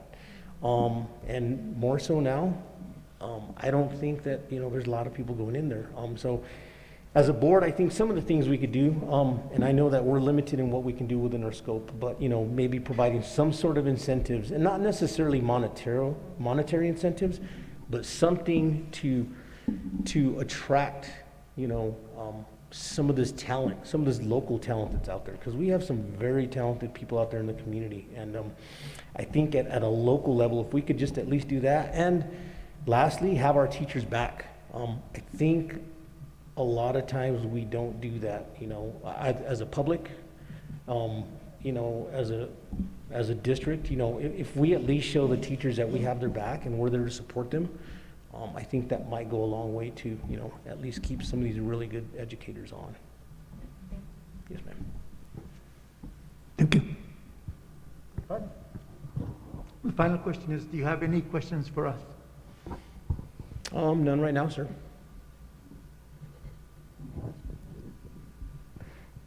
Mr. Molina, we Okay. want to thank you for your time. We want to thank you for your interest in our district and your willingness to serve our students. So thank you very much. Well, thank you, ma'am, and thank you guys again, okay? Thank you.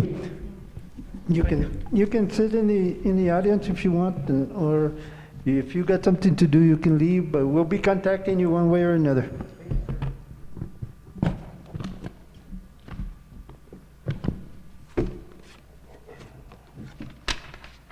That's the last one.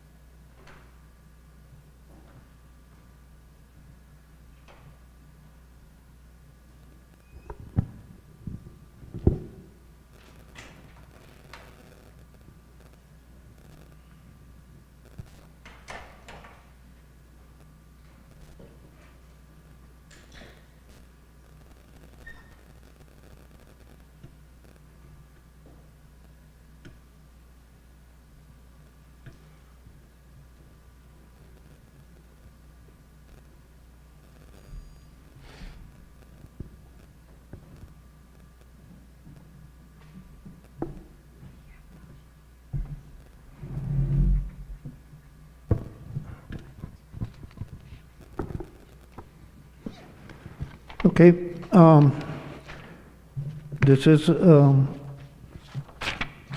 action item.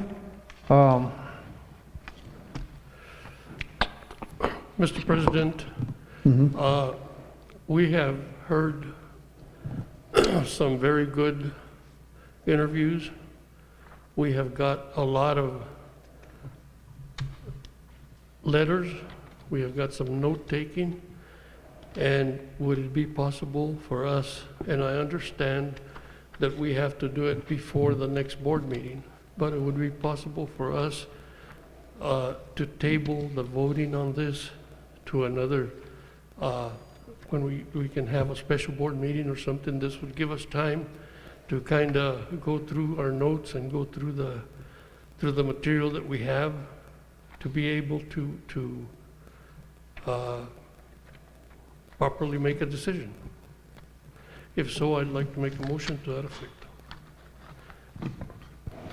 Motion made from Mr. Cordova to table this for a special board meeting so that we can have a chance to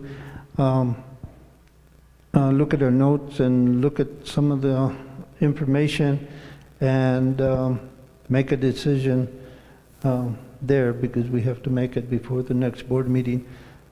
So he made a motion to have a special board meeting for that. Do I hear a second?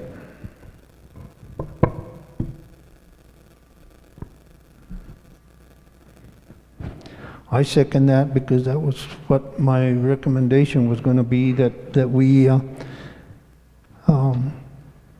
to take a little time to look at this and possibly make a special board meeting during the week, upcoming week.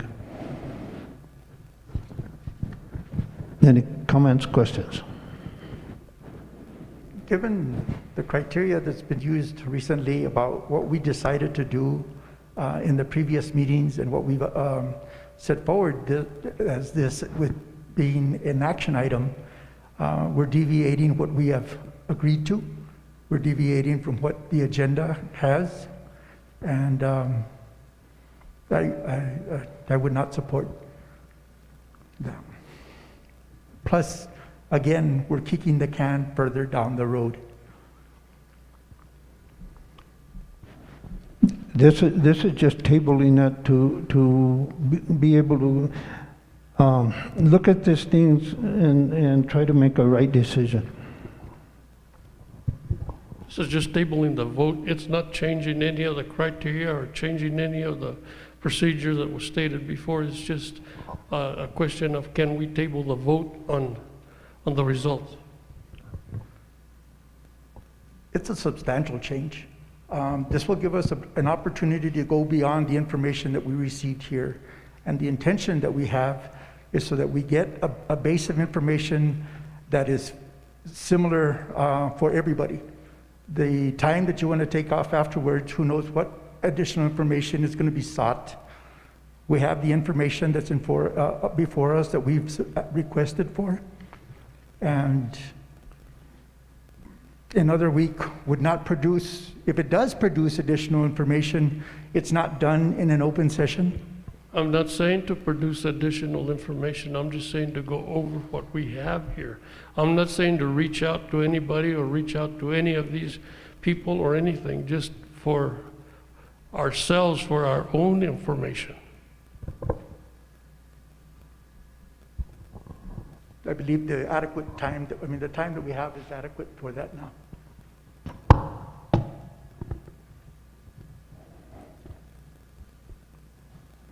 We've got a motion and a second.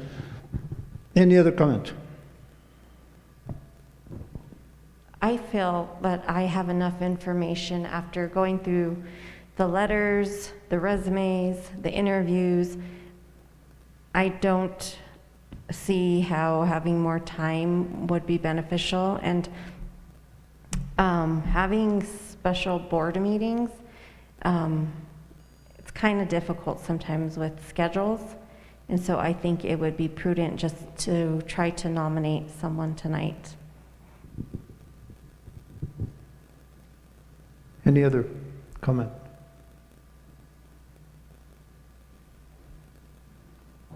Call for the vote. All those in favor signify by saying aye.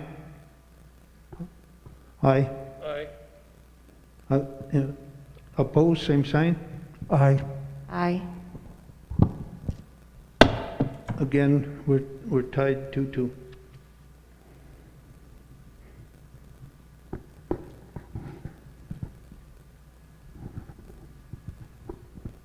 So, at this point, with the 2-2 vote, we can't appoint nobody yet.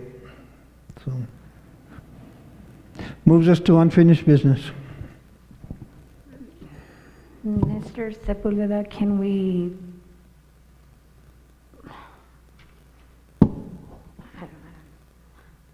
Point of order, just keep us from making nominations for selection. There was no, there's nothing that said that we've decided not to nominate at this point. No, all we wanted to do was table this for a special board meeting in next week. That's all. It was not to stop us from making a nomination from these people here at all. It's just to, so we can have a little bit more time and review the applications to make a decision. So we can proceed with nomination?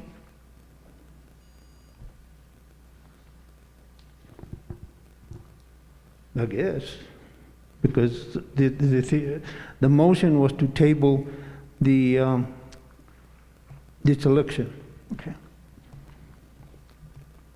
the possible appointment, and So I would nominate Haiti Phillips.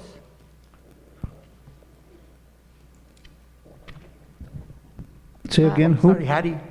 Point of clarification, did she say she wanted to rescind her application because her husband is a substitute, or did she say she wanted clarification of it? She said she didn't want to be, she would rescind it if it was that was not allowed. And there's no prohibition for a person to become a member even though they have an existing spouse that is staff to the school.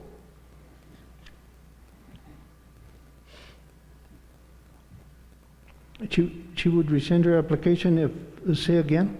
If it was inappropriate for her to be a board member, given that she has a spouse that works for the school.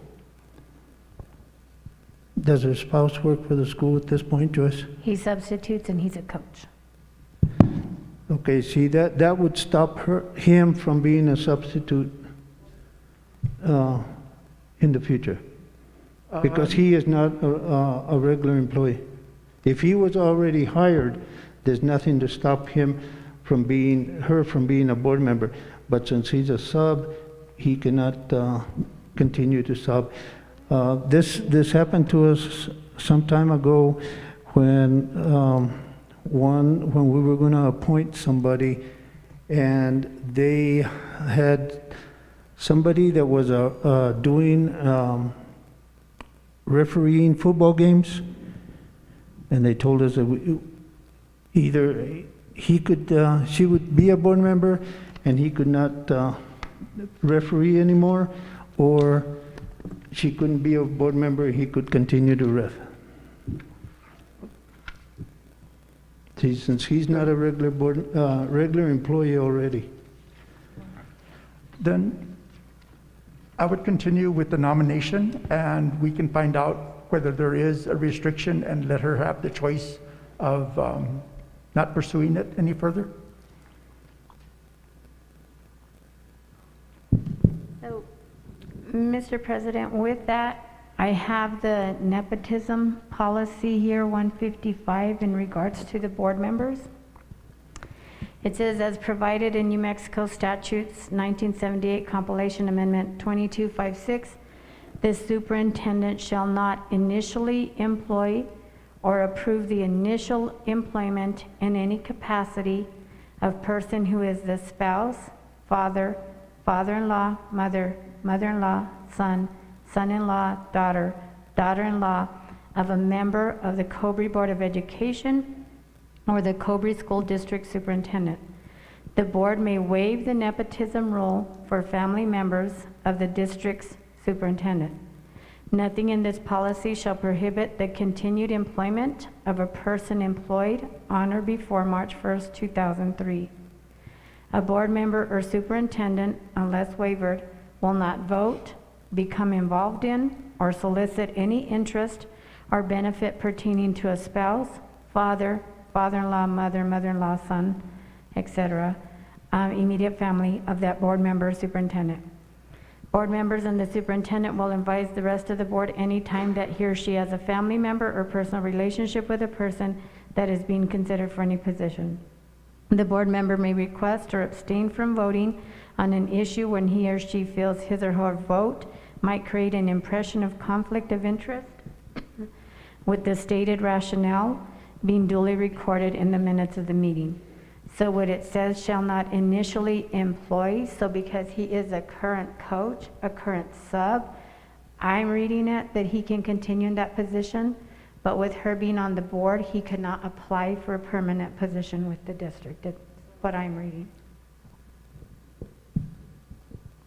And that would include a temporary position. Is that the way you understand it? Well, it says shall not initially employ, so he's already employed as a sub. So what I'm reading is that he could continue as a sub, continue as a coach, but he can't apply for any other position. So if he applies for a different coaching position, I'm reading that that's not okay. Okay. Is that what the other board members, or Mr. Cordova, is that what you're seeing in there too? Okay. So we- Board members, can I just say something? Our subs are not contracted people. They have to apply every year. So if he were to reapply next year to be on our sub list and everything, then that would fall into that place. He would not be able to. Thank you, Ms. Davis. Okay. So where do we go from here? Rescind Is- your motion? The observation is that they can't continue as a coach? So if he remains a coach in his current position and he's not required to reapply for the coaching position, he could remain as a coach. But because as a sub, he has to reapply every year, he would not be able to continue as a sub for next year, according to Ms. Davis.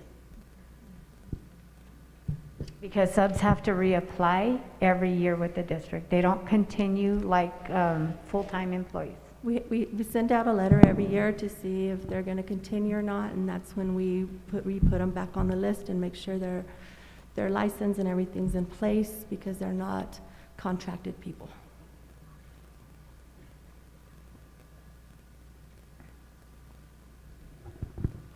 So does she want to continue or not continue? I would continue with the motion and let her make that decision. Let them discuss that and make their decision. Okay. There's a motion and a second. Any other questions? I don't think there was a second. There was a motion. Yeah, no second. No second? Okay. I don't think we've called for a Is second. there a second?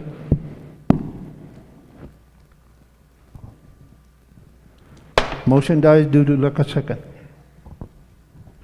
Mr. President, I'd like to make a motion for a nomination. I'd like to nominate Canuto Molina for the position on the board. You heard the recommendation. Do I hear a second? I'll second. Second by, motion made by Ms. Murillo, second by Mr. Guadiana. Any questions? Any comments? Call for the vote. All those in favor signify by saying aye. Aye. Aye. Opposed, same sign. Motion carries.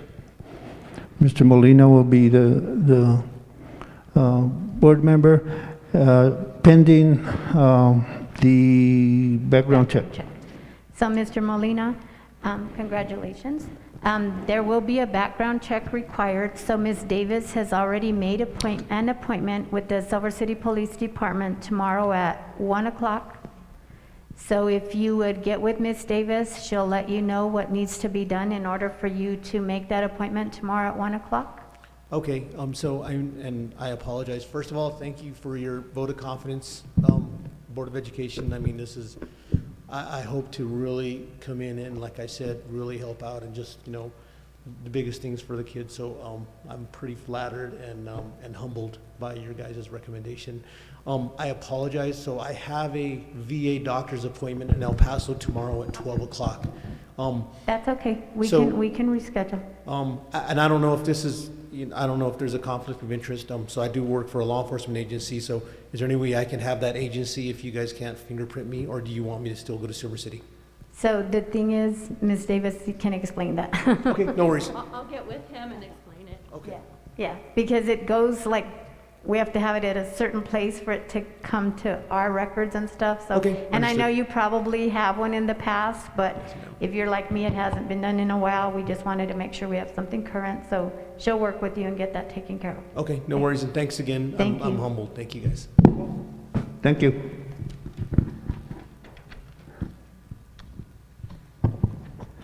Okay, moves us to unfinished business. Were we going to do anything in case, I doubt he's not going to pass his test, the background test, but the intention that we had passed that we would do ranking, and he would be first ranked. If something were to happen, that we would have a secondary choice, or as far down as we can. Well, in that case, we'll come back and we'll look at the things and go through the ones, because I don't think we need to announce any of the second choices or anything like that right now, because we've already selected somebody. Okay, the intent was different though. The intent was, Yes, the intent was that if that person does not pass the background check, then we go to that second choice. yes. But we don't need to announce that second choice right now. Okay, because the person has already accepted the position.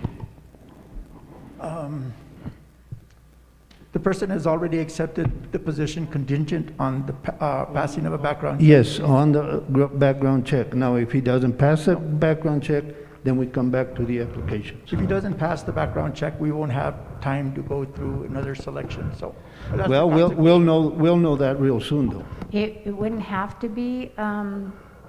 What we would do is we would call a special meeting together. We can do that within 72 hours of getting the results of his background check. And then all the interviews have already happened. So we wouldn't reopen the No. position. We would just look at the existing applicants that we have. Yes, Okay, and it's academic, I'm sure he's gonna pass. yeah, Being in law enforcement, I would imagine, yes. sure. Okay, moves us to unfinished business. Ms. Davis. Unfinished business, Ms. Davis will give us an update on teacher exit process and interviews. Ms. Davis, I believe you wanted all this information back, correct? The notes and everything? in Yes, the because I file. have to keep it as our record, so I need to put it back in a file and make sure I seal it. So if everybody can give all that documentation back to me, I would appreciate it. Yeah, notes and everything has to go in there because we have to have it for our records. Thank you.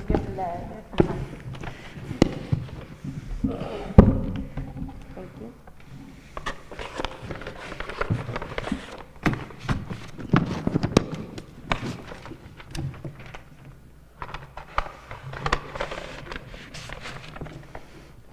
Do you have any questions? Thank you.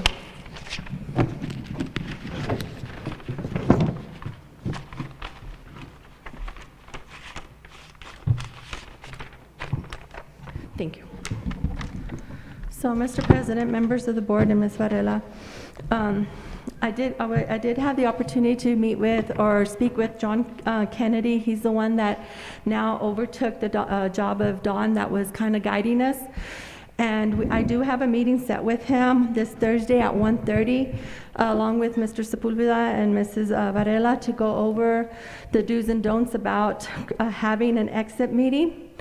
And so once we do that, then we will proceed with creating a committee and go ahead and start planning on the process for for exit interviews, or however we get guided by Mr. Kennedy. Any questions?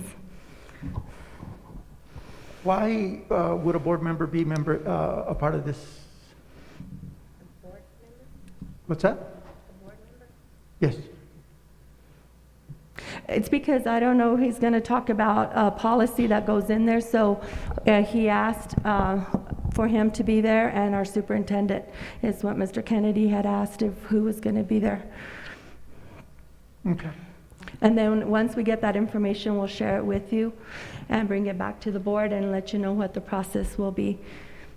Because Ms. Davis, correct me if I'm wrong, but it's not just looking at the teacher exit process, but it's looking at the entire policy adoption that we started Correct. prior to COVID. Correct. So this We're- is just a part of that. Yes, we are going to be also meeting with him because we never moved forward with the policy, and we do need to get our policy approved. And I know that he was getting trained and trying to catch up himself with everything that was going on.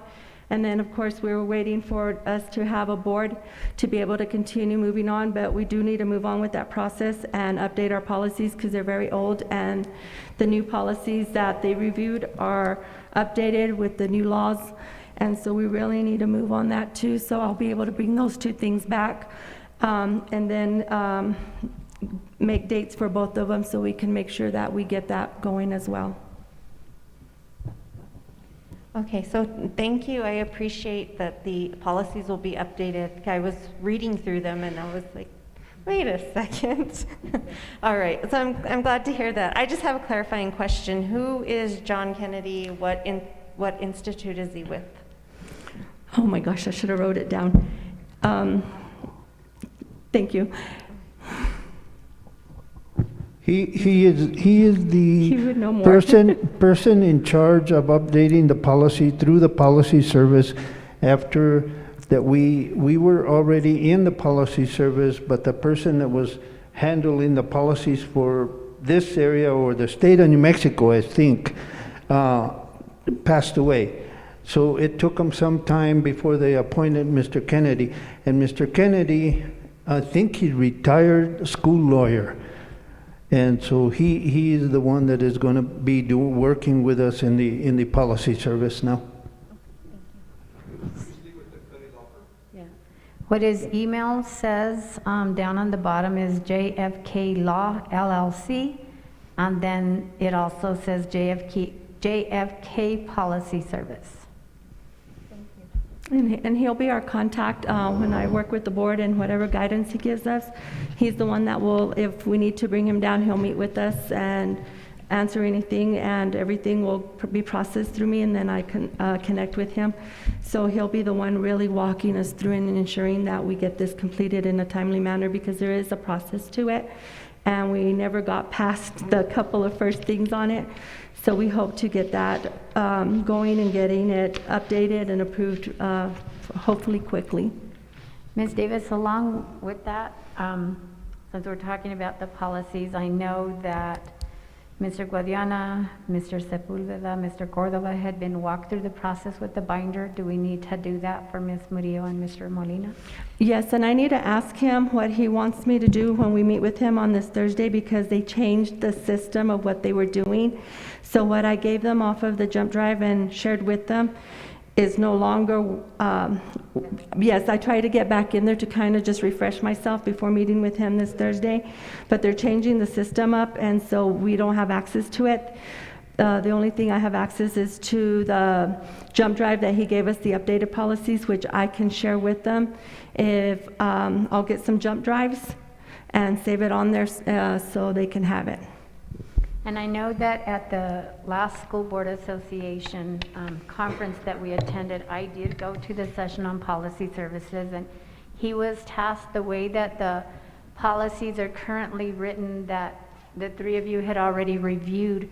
They're very difficult to find. It's not as easy as ours, knowing that the hundreds are all for the board and so on and so forth. So I know that John was tasked by the state to reorganize them into a format like the ones we have, 100, 200, 300, 400, which is probably why Correct. you're finding that issue. Correct, so that's why the new system that he has up is still, it does not have our policies in there, so what made it really nice for those of you that haven't seen that is that you would click on the law and it would take you right to the law, and right now, because they're revamping it, there's nothing there, so those of you that have that information and can log in, if you notice, you'll go in there, there's nothing there because they revamped the way they're going to be doing it, so that's why I'm waiting for his guidance on Thursday to see how he's going to guide us through this process and how quickly are they going to get them back up, or is there a different system that they're going to share with us on where they have them. And the one good thing about going through the policy service is that they keep them updated as the legislature passes a new law.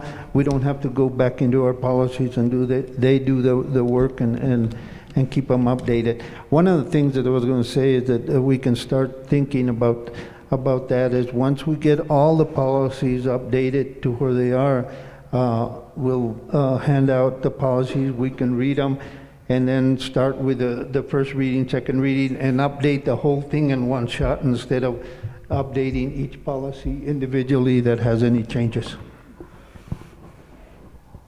It's the amount of work that it's going to be to go through all the policies.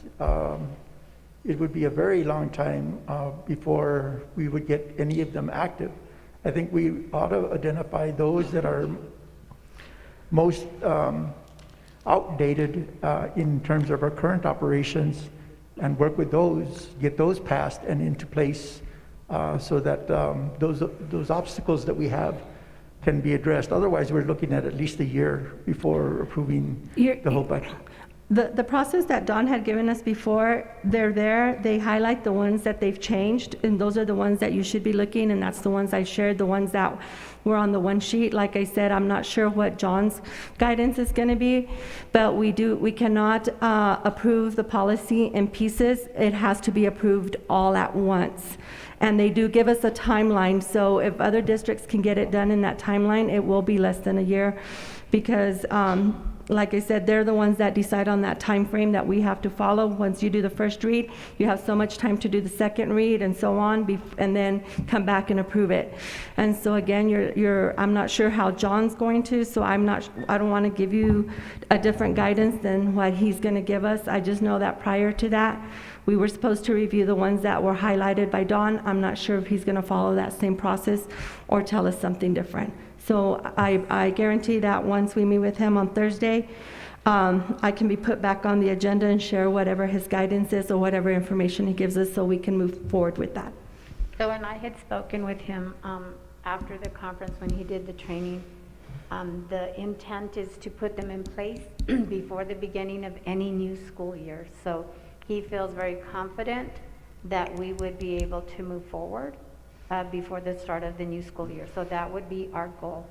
There are some pieces that we really have to select what, I can't remember exactly, but he had one of the ladies from the office send me an email, like there's certain things that we have to choose what's best for our district. So again, we'll get more guidance, but the intent is for it not to drag on, for us to make a decision so we can move forward with the policies. We know that ours are very, very outdated, and updated policies is really critical. It's critical for some of the grants that we write.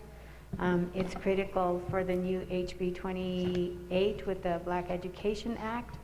I need that language ASAP, so would really be to our benefit to move forward with that.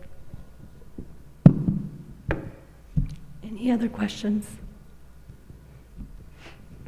Thank you. Thank you, Ms. Davis. Thank you, Diana. Okay, at this time it moves us on to public input on anything in reference to our agenda. Anything? Victor? Okay. Superintendent report. Mr. President, members of the board, we do have three fundraisers. One of them is by the baseball team with Mr. Adrian Acosta. So in talking with Ms. Montoya and Mr. Diaz and all the other administrators, in trying to curb the food sales, we did have a food sale recently, and come the following week, we did have an outbreak of COVID based on people who had been in that food sale, which is really why I'm trying to curb that. So some of the coaches have, really been thinking outside the box. What could we do to help earn money for our teams? So we have been approached more than once by the baseball coach and team who would like to clean and maintain the baseball fields. So there is a fundraiser form for that. We're not sure exactly the amount of money that we would pay them yet. I am working with NMPED, Carol Culver, who is in charge of the CARES grant, because we do have money set aside in that to pay for contracted services. We have put out multiple times to try to recruit contracted services to help us maintain our fields and our school grounds, and we have not had any luck with that. So we do have a baseball fundraiser for the baseball team to help clean and maintain the baseball field. We also have And they're gonna do it this coming Friday? I'm not sure that it would be this Friday.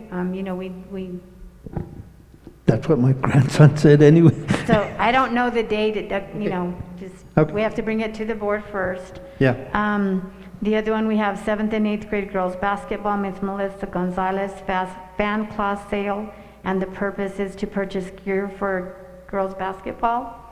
And then the third one is Central Elementary, submitted by Ms. Denise Plasencio and Ms. Angela Davis. The purpose is, to sell Cobre fan gear, and the purpose is for good of school funds for classroom activities. And then we have a facilities update by Mr. George Peru.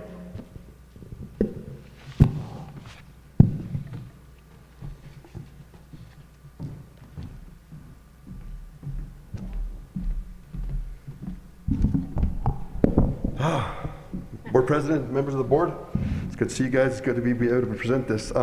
First of all, I want to go over first, we had the State Fire Marshal's office come by. They went through all our facilities again. We do it, annually. Last year they did it in March. They came in to see if we were COVID ready to be able to go. They came back in. We found we have a few deficiencies, and they're mainly at the high school. And the reason we have more deficiency at the high school is because of the age of the building. One of the things is we had been putting off a lot. Every time that the state fire marshals come in, they ding us on where our fire extinguishers are in the buildings. They're not in a bad location. What it is the height limit is off. When they first put them in, some of them are at 6 foot at the top, and we have to have all of them at 5 foot and under for people to be able to reach them, especially if they're in a wheelchair. So we have to look at that. One of the things we had been able to get away from it in the past because we were going to be, I had always told them we were going to be going to construction on the high school. This new state fire marshal's office, they have all new management in there. They said they will not accept that anymore, and since we are not going to go to construction for at least 5 years, they want us to correct that problem. I started looking at some prices. It might run us anywhere between $20,000 and $30,000 by the time we move that, because we also have to take care of a few other things.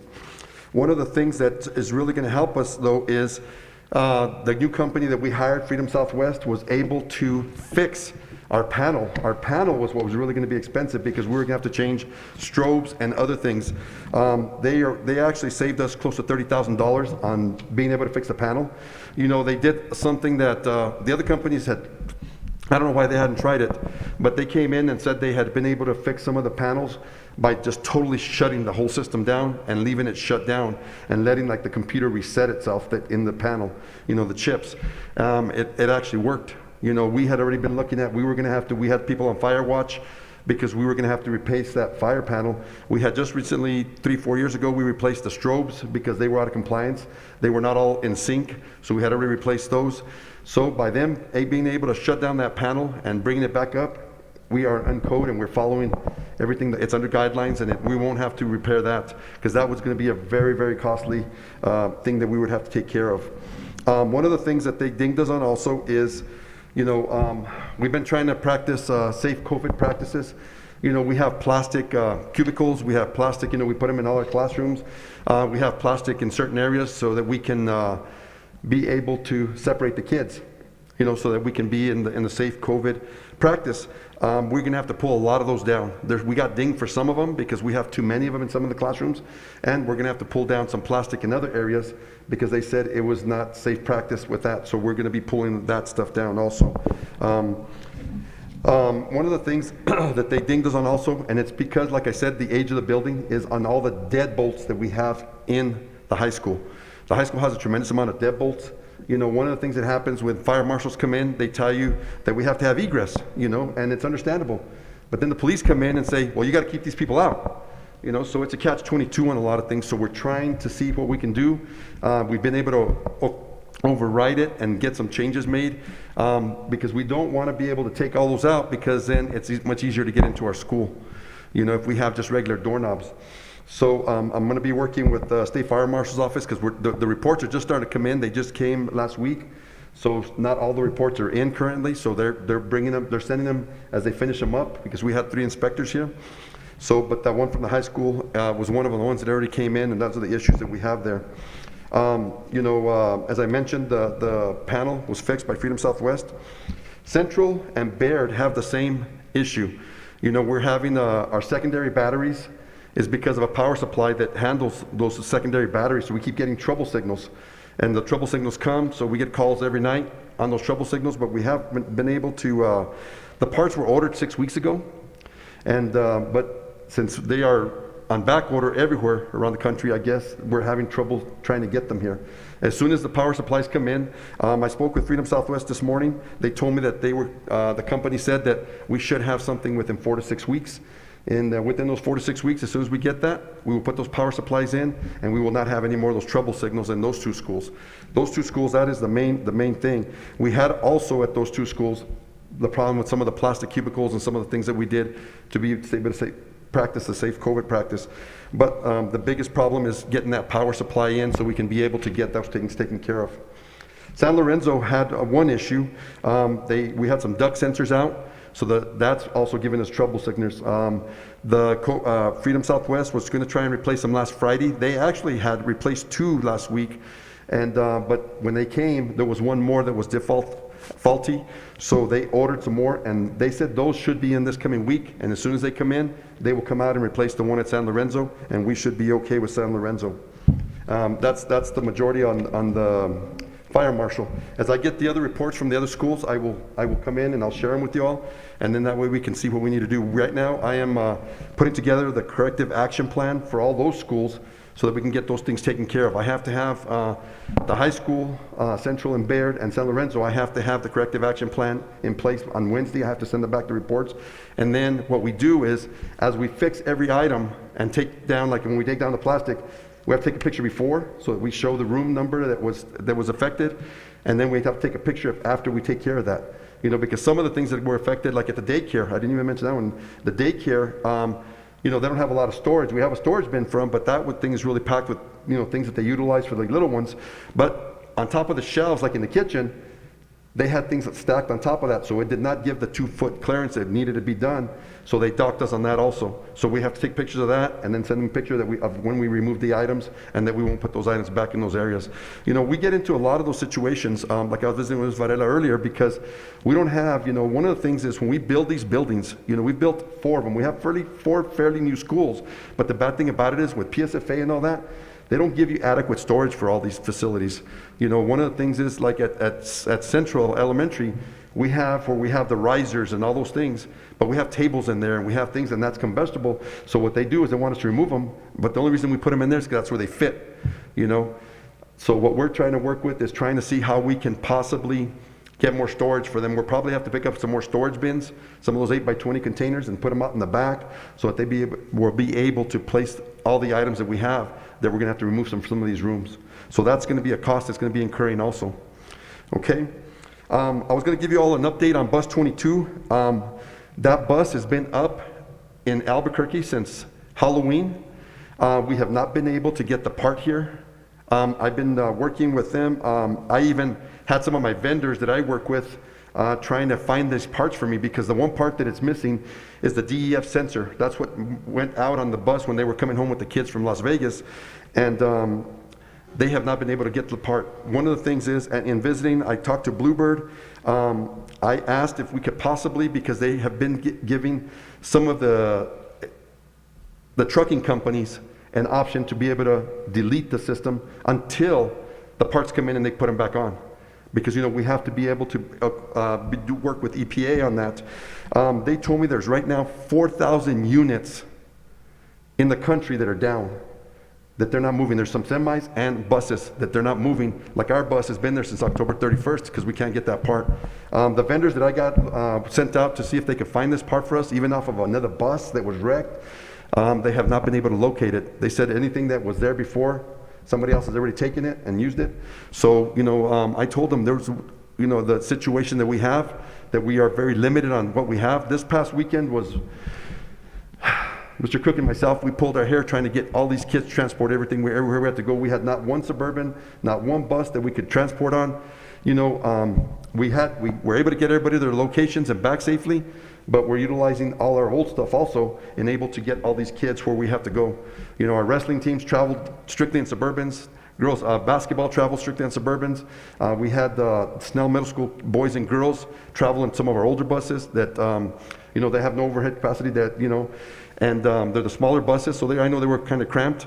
And of course our brand new bus was on the road also. We sent the newest bus and the biggest bus to our furthest trip. You know, so that in case something happened, it'd be a lot easier to get them back home if on one of the older buses. You know, like in saying that, you know, like we have 4,000 units around the country. So I'm in visiting with Bluebird. I'm hoping that in visiting with EPA that we're able to get that changed for some of our buses also, because if they are able to do that for us, and I talked to the ones that have our bus up there, which is the Summit Bus Company, are the ones that have our bus there. And if we're able to pass it, we'll know here sometime this week.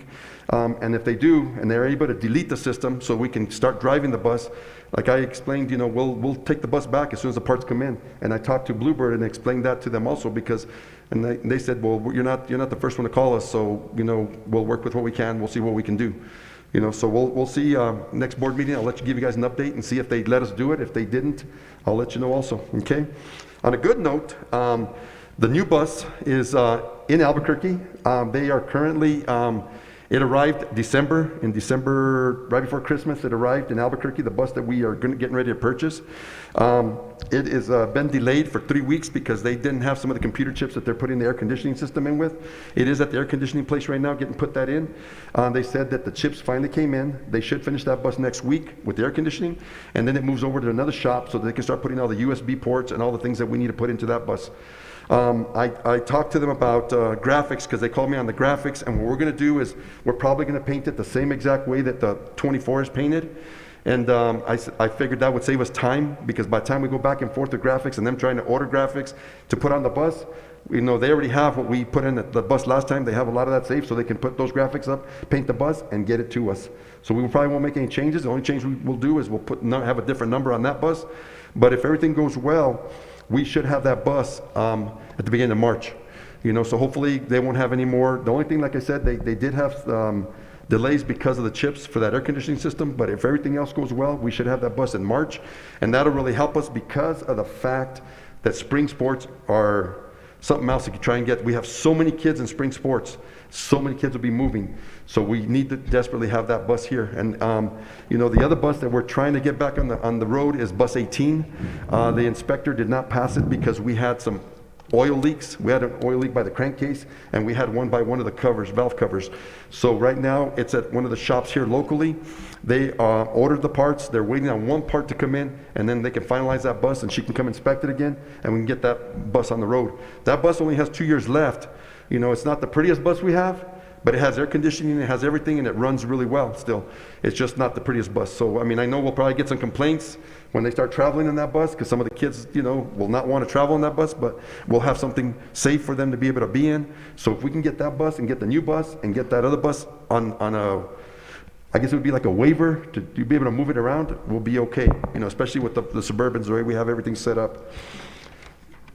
Also, want to give a little bit of, we have all the Halo purification systems we're on order. We ordered them. They will start rolling in. ACE called and said that the first shipment will be here on Thursday, which is the 27th. So as soon as we receive those, Jaime's already tasked that we have to start putting those in. So he'll probably be working on weekends also to try and get those systems in. We'll probably pull in the plumber and the electrician to help him get them set up so he can drill and do whatever we need to, so we can get all the purification systems in. We ordered 210 of these units, so we should hopefully be able to take care of the whole district. And then the air purifiers that we have purchased in the past, the portable ones, we'll be able to move them into other locations that we are not able to put, weren't able to put some of these other ones in, the portable ones before. So that way we'll have enough systems. So I just want to say that because that was great news that they were able to locate all 210 of them. They're coming from different areas, but we will have them all starting, like I said. He said we'd probably get about a third of them on Thursday, and then they'll start trickling in. He said we should have them all within the next 3 weeks. Okay? Also, one of the things is we're currently right now working with some contractors on getting estimates for the roofing problems that we have. We have a lot of major leaks in Snell Middle School. The mill levee was not thick enough, in my opinion, so it's worn out already. So we're going to have some contractors looking at them so we can get some estimates, so we can get that work done. Especially, like I said in the last meeting, since we passed Senate Bill 9, now we're able to start moving on some of these projects that we had on hold. It'll be Snell Middle School. Hurley has some roof issues that we need to fix. Bayard has some roof issues. The ones at Bayard is not like Snell and Hurley. At Bayard, what we have is, I don't know if you all understand TPO, but what you have to do is when you put those layers together, you melt them together. We have in some areas where it's come apart, so it's caused some leaks. So we need to get those to get it back in, and they have to glue them back together. But we already pinpointed all locations. There's about 10 locations that we have that problem on, but they will be able to come in with all the machinery and be able to get those sealed back up for us, so we can take care of that problem. The bad thing with that is that they're not under warranty. The only warranty that's there is for the material, and in trying to work with Firestone, we're not able to pick up any of the material anymore because of the way they say that it's not the material's fault, it's the person that put the thing together, and that warranty is passed already. So what we'll do is, as soon as we get that, we'll glue them back together, and we'll move on with Bayard. And then the other one that has some leak issues is the Fine Arts here. I'm sure you all noticed that we fixed the wall out here in front quite a few times already. Every time we have a big function and we've had some bad rains, we have to come in, redo the sheetrock, redo that. We've patched it as much as we can up on top. And so that's one of the areas that we're going to be looking at also. We just cored the daycare center because the daycare is one of the ones that was really, really bad. So we already cored it. And we had to cancel the scan because they were going to come scan it on Tuesday of last week. We had to reschedule because it was raining. They can't do a scan when it's raining. So hopefully next week, if the weather holds up, they're trying to come next Wednesday so we can scan that, and then we'll have what we need to do for the daycare. Okay? The other thing on one of the projects that we're trying to finalize up is Hellas. Hellas, they put everything at the softball and the baseball field in order already. The only thing that the turf was on, it arrived, and they will have it at our locations on Thursday of this week also. They will start working on Friday morning to try and get them finished, putting the turf on everything there, and then we'll do a walkthrough the following week. No, we'll do it a week and a half later because some of us weren't going to be here, and CES is also coming in so that they can be here and be a part of it since all the contracts that we're trying to work through on that. So I just want to give you an update on Hellas also. Okay. Any questions on any of the updates that we have on these projects?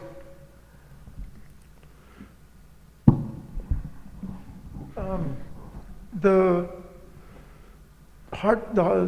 baseball field, the high school baseball field, it has this big section on the fence that seemed like it was intended to be a scoreboard, but there's nothing there. It's just an aberration. What is the purpose of that? That is Mike? It's called a, I just lost my train of thought on that. It's like a shield that well, what it is it's not. When the pitcher throws the ball, there's nothing to reflect back there other than that green. It's for the batters, but it's got a specific name for it, and that we have to build it to scale that size. So if you go to any of the fields, like Rio Rancho has them, I mean, a lot of the big fields that have been rebuilt, some of the older fields don't have it, but all the new fields, you have to put this in. But they have a name for it. I can't remember what it is right now. But it's specifically for the batter, because that way there's nothing that shines in their eyes, and it's supposed to be help the batter. And it's also, but it's been really hard to keep up with it, because the screen, for some reason, because of the way it sits out there, the wind damages it a lot.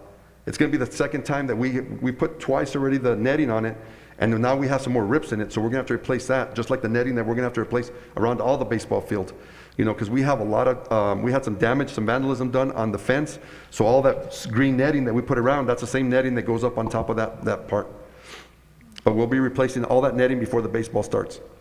I found a vendor that we can get it probably about for half the price that we were getting it before, so I'm hoping that we can get it, and then we're going to try and install it ourselves to save some money.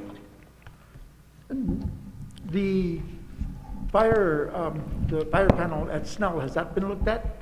It has been looked at. The parts have been ordered. It's a Simmons system. It's not a notifier system, so there's only 3 contractors in the state that will even look at it. Other contractors can't touch it. So the Coyote cabling, we were finally able to make contact with them. They came up and looked at it. They ordered the parts that we have to get fixed on that. It's part of the control panel, but it's not the whole control panel. It's part of it's got like 3 little systems is what it was explaining to me, and there's one of them that's totally down. And that's what he ordered, and as soon as that comes in, he'll come in and put it in. And the roof leaks at San Lorenzo, particularly at the gym? The roof leaks at San Lorenzo? We don't have roof leaks, we have wall leaks at San Lorenzo. Okay. We have wall leaks, yeah. And I think I explained it last time. You know, the leaks that come through San Lorenzo, because the water gets into the classrooms when we have really hard rains, but it's not coming from the roof. You know, and we found it by accident. It's when Rudy Munoz was still here, and Roger Duarte. We were up trying to find the leaks. We had water all over that roof. And they happened to put the hose over the side of the wall. You know, because we were going to turn it off because we couldn't find any leaks. Nothing was coming in because we had everything inside taken apart so we could look at it. Nothing. As soon as they put it over the side of the wall, we noticed that in the classroom it started coming in. Little by little it started seeping in, like close to the windows. And as we left the water there longer, for some reason the material that's on there, so we put it's like an epoxy that you put on the walls. Mm-hmm. And so we're gonna have to go back and do it. We haven't done it in about 6 years, so it's already worn out. So we're gonna go back and put more of that epoxy to seal those walls up again. We're trying to research a little bit and see if there's some better stuff than the last stuff we put in. And that way, because the last one we had to roll on, so we're trying to see if we can find something that we can spray on to make it a little easier for the guys to get on there. But that's where the leaks are in San Lorenzo. It's not in the roof, it's in the walls.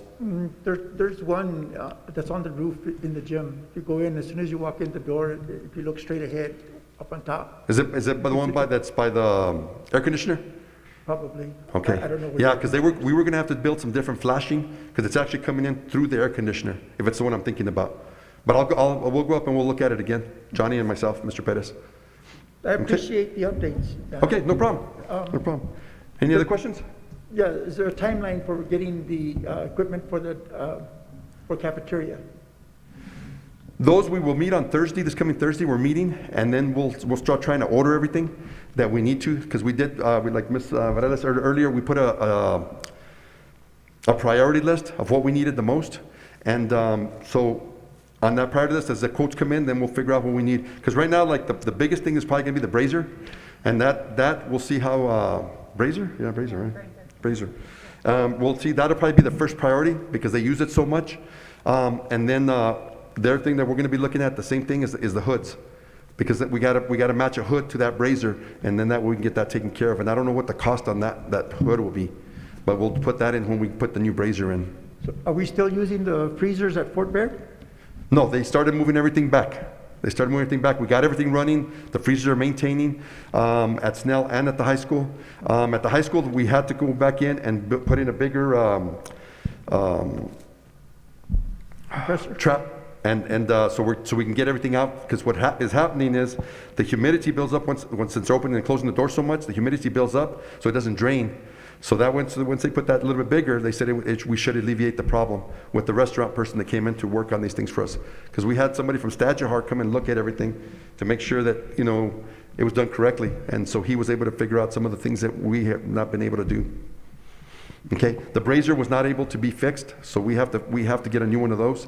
And then, like Miss was saying, so what we'll be doing is getting the condensers also for the freezers, just in case they go down, because he says they're probably not going to last much longer. They got them to work and run, but we want to order some condensers so we have them in hand so we can replace them. Because those condensers that are on there are from the original time when we put them in. Because the freezer that we're having issues with is the freezer that was actually at Snell. So that's how old that freezer is, because when we took down Snell, we moved both those freezers over to the high school to utilize them so that we wouldn't have to, spend money elsewhere. So we were able to save some money because they're very expensive to replace.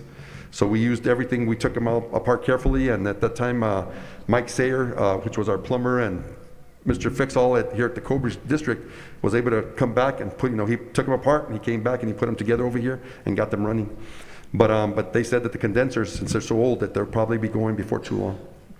So we just want to make sure we have those on hand, because we're having so many issues trying to get parts.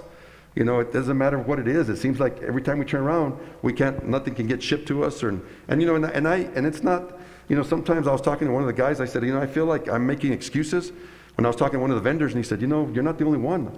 Everybody in the country is dealing with the same thing. It's just whoever calls first gets it.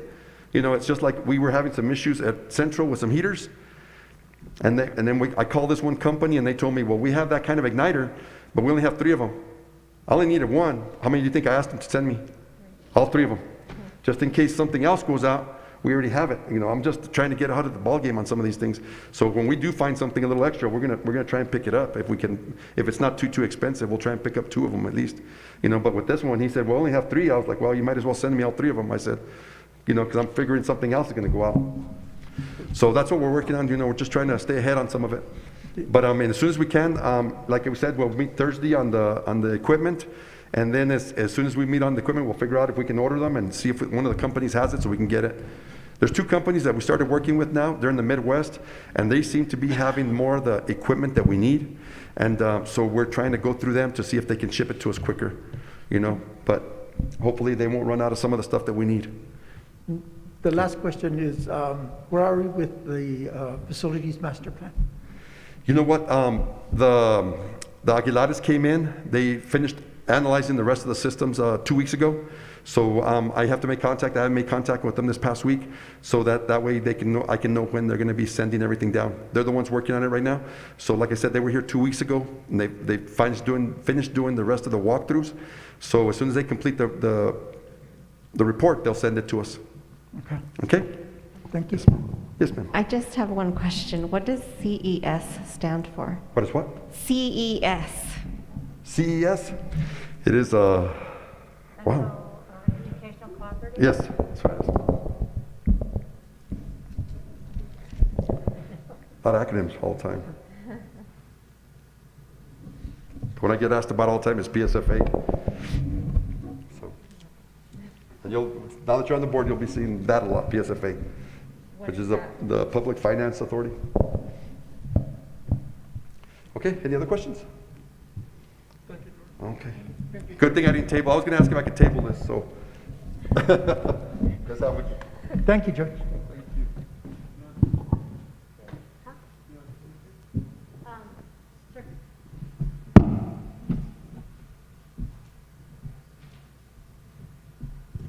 Okay, second to the last thing is COVID report on what is Cobre doing. So we had put together a COVID mitigation plan a while back that I shared with the board. So the first slides are just going to kind of be a review of what you saw in the mitigation plan. We were required to put this together back in the fall. So what we did is we broke it down 0 to 2%, 3%, 4, and then 4 to 5, 3 to 4%, and then 5%. So these are all the things that we've had in place since the beginning of the year. Again, if students are sick, they stay home. Families are calling to let us know that their kids are home. Continual reminders encouraging COVID-safe practices, mask wearing, face masks, hand sanitizer, seating charts, air purification systems, social distancing. Also 0 to 2% is hand washing and sanitizing when entering and leaving a room, frequent hand washing, limiting visitors and families, Students living in the same household who test positive will be asked to remain at home to quarantine, and we are at the 5-day quarantine now as per the new guidelines. Students will be, students who are quarantined will be considered excused and allowed to make up schoolwork. At 3%, we keep everything that we had on the first two slides. In addition to that, elementary school desks and tables will be wiped down before lunch and after school. Middle school and high school desks wiped down between classes. And then we are asking teachers to leave their hall doors propped open and windows propped open to the greatest extent possible so that we can increase the airflow. We're doing that even now without us being at 3%. Some other things that we've put in place, we do meet with the administrators and the nurses, and we brainstorm what else we can do to help keep students and staff safe and free from COVID. So we did close the water fountains back in November. We are allowing only the use of the water filling stations. We are encouraging the use of KN95 masks for staff and students. We're not making it mandatory, but we are recommending that they use them. We did order additional masks for staff and students, so those are on hand. Full food sales with close proximity by clubs and groups, we're asking that those be avoided to the greatest extent possible. Any contractors or consultants that come on our campus, we're asking them to show a negative test before being on campus. Right now, we are having all our staff, since we had to close down in right before Thanksgiving and go remote, we have been having all our staff, whether vaccinated or unvaccinated, surveillance tests on a weekly basis. We have, as a team, reevaluated that, and we're going to go back beginning next week or the following week. We're going to go back to just having unvaccinated staff surveillance test. And the biggest reason for that is the lack of COVID tests that are available as far as the rapid tests are concerned. However, on February 4th, the new guidelines from the state will consider fully vaccinated as those staff members and students who also have a booster. So if they don't have a booster, they will not be considered fully vaccinated. They will be required to surveillance test. After meeting with administrators and nurses, we did make the decision to move parent-teacher conferences to virtual or phone as opposed to in-person. However, if we have parents or families or guardians or caretakers that cannot absolutely go virtual, then we will accommodate them by allowing them to come into the school buildings. We have asked staff, principals to have staff meetings virtual or to do them in a large ventilated room. We're also conducting IEP SAT meetings virtually to the greatest extent possible. We've had staff members reteaching COVID safe practices to students. We are doing the test to stay. We did bring PMG in to our district in the fall. They're averaging 100 to 150 tests per day on Monday and Tuesday, with Monday being our biggest positive rate that we're seeing across the district. And then Wednesdays and Thursdays, we have between 50 and 80 students that are testing, students and staff. And we have had to limit it to only staff and students testing because, again, of the test shortage. We have had at least 3 instances this school year that we have run out of tests. So we've had to change our hours while either somebody drives down from Las Cruces or from Albuquerque to bring us additional tests. And then we do conduct an in-depth assessment of specific programs. For example, we've been able to relate a couple of hotspots to our cheerleaders at SNAL, our softball team here at the high school. So we kind of do an evaluation of where those are happening in the higher positivity rates so that we can put in enhanced practices, either canceling practices for a certain amount of time or making sure that everybody on those teams or those groups come in and surveillance test and do the test to stay. Other things that we've talked about as a team is limiting spectators at games. That's not something that we feel we need to implement at this time, But if our rates were to continue to go up, that would be something that we would look at. As you can see, we do have a lot of precautions and safety guidelines in place. Comparing our positivity rates from the previous week, our rates this week have dropped significantly. We have Bayard Elementary at a 0.44, Central as a 2.16, Hurley 1.35, San Lorenzo 0, Snell Middle School 1.79, Cobre High School 2.02, others in our district, which includes the daycare, maintenance, this admin office, that's 2.4, and then the district as a whole is at a 1.53. So I know that a lot of other districts across the state, their positivity rates are increasing. Ours have either remained consistent or actually dropped. And again, we have a lot of practices in place. So if we were to go up in our positivity rates, other things that we would put into place would be universal mask wearing outdoors. Large gatherings would either take place outside with universal mask wearing or not happen. No indoor staff or group meetings, students facing one direction in the cafeteria or classroom. Consider eating in the classroom or large indoor settings or outdoor setting, weather permitting.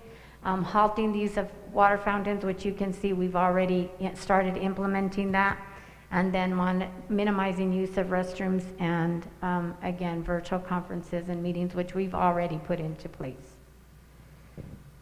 Additional things, if we get at 5%, is again go back to extending surveillance testing for everyone. We are continuing to temperature scan all staff and students at this time and family members that come into our buildings, separating students by cohorts if need be, closing lockers. So there are still some other things that we could do if our positivity rates increase.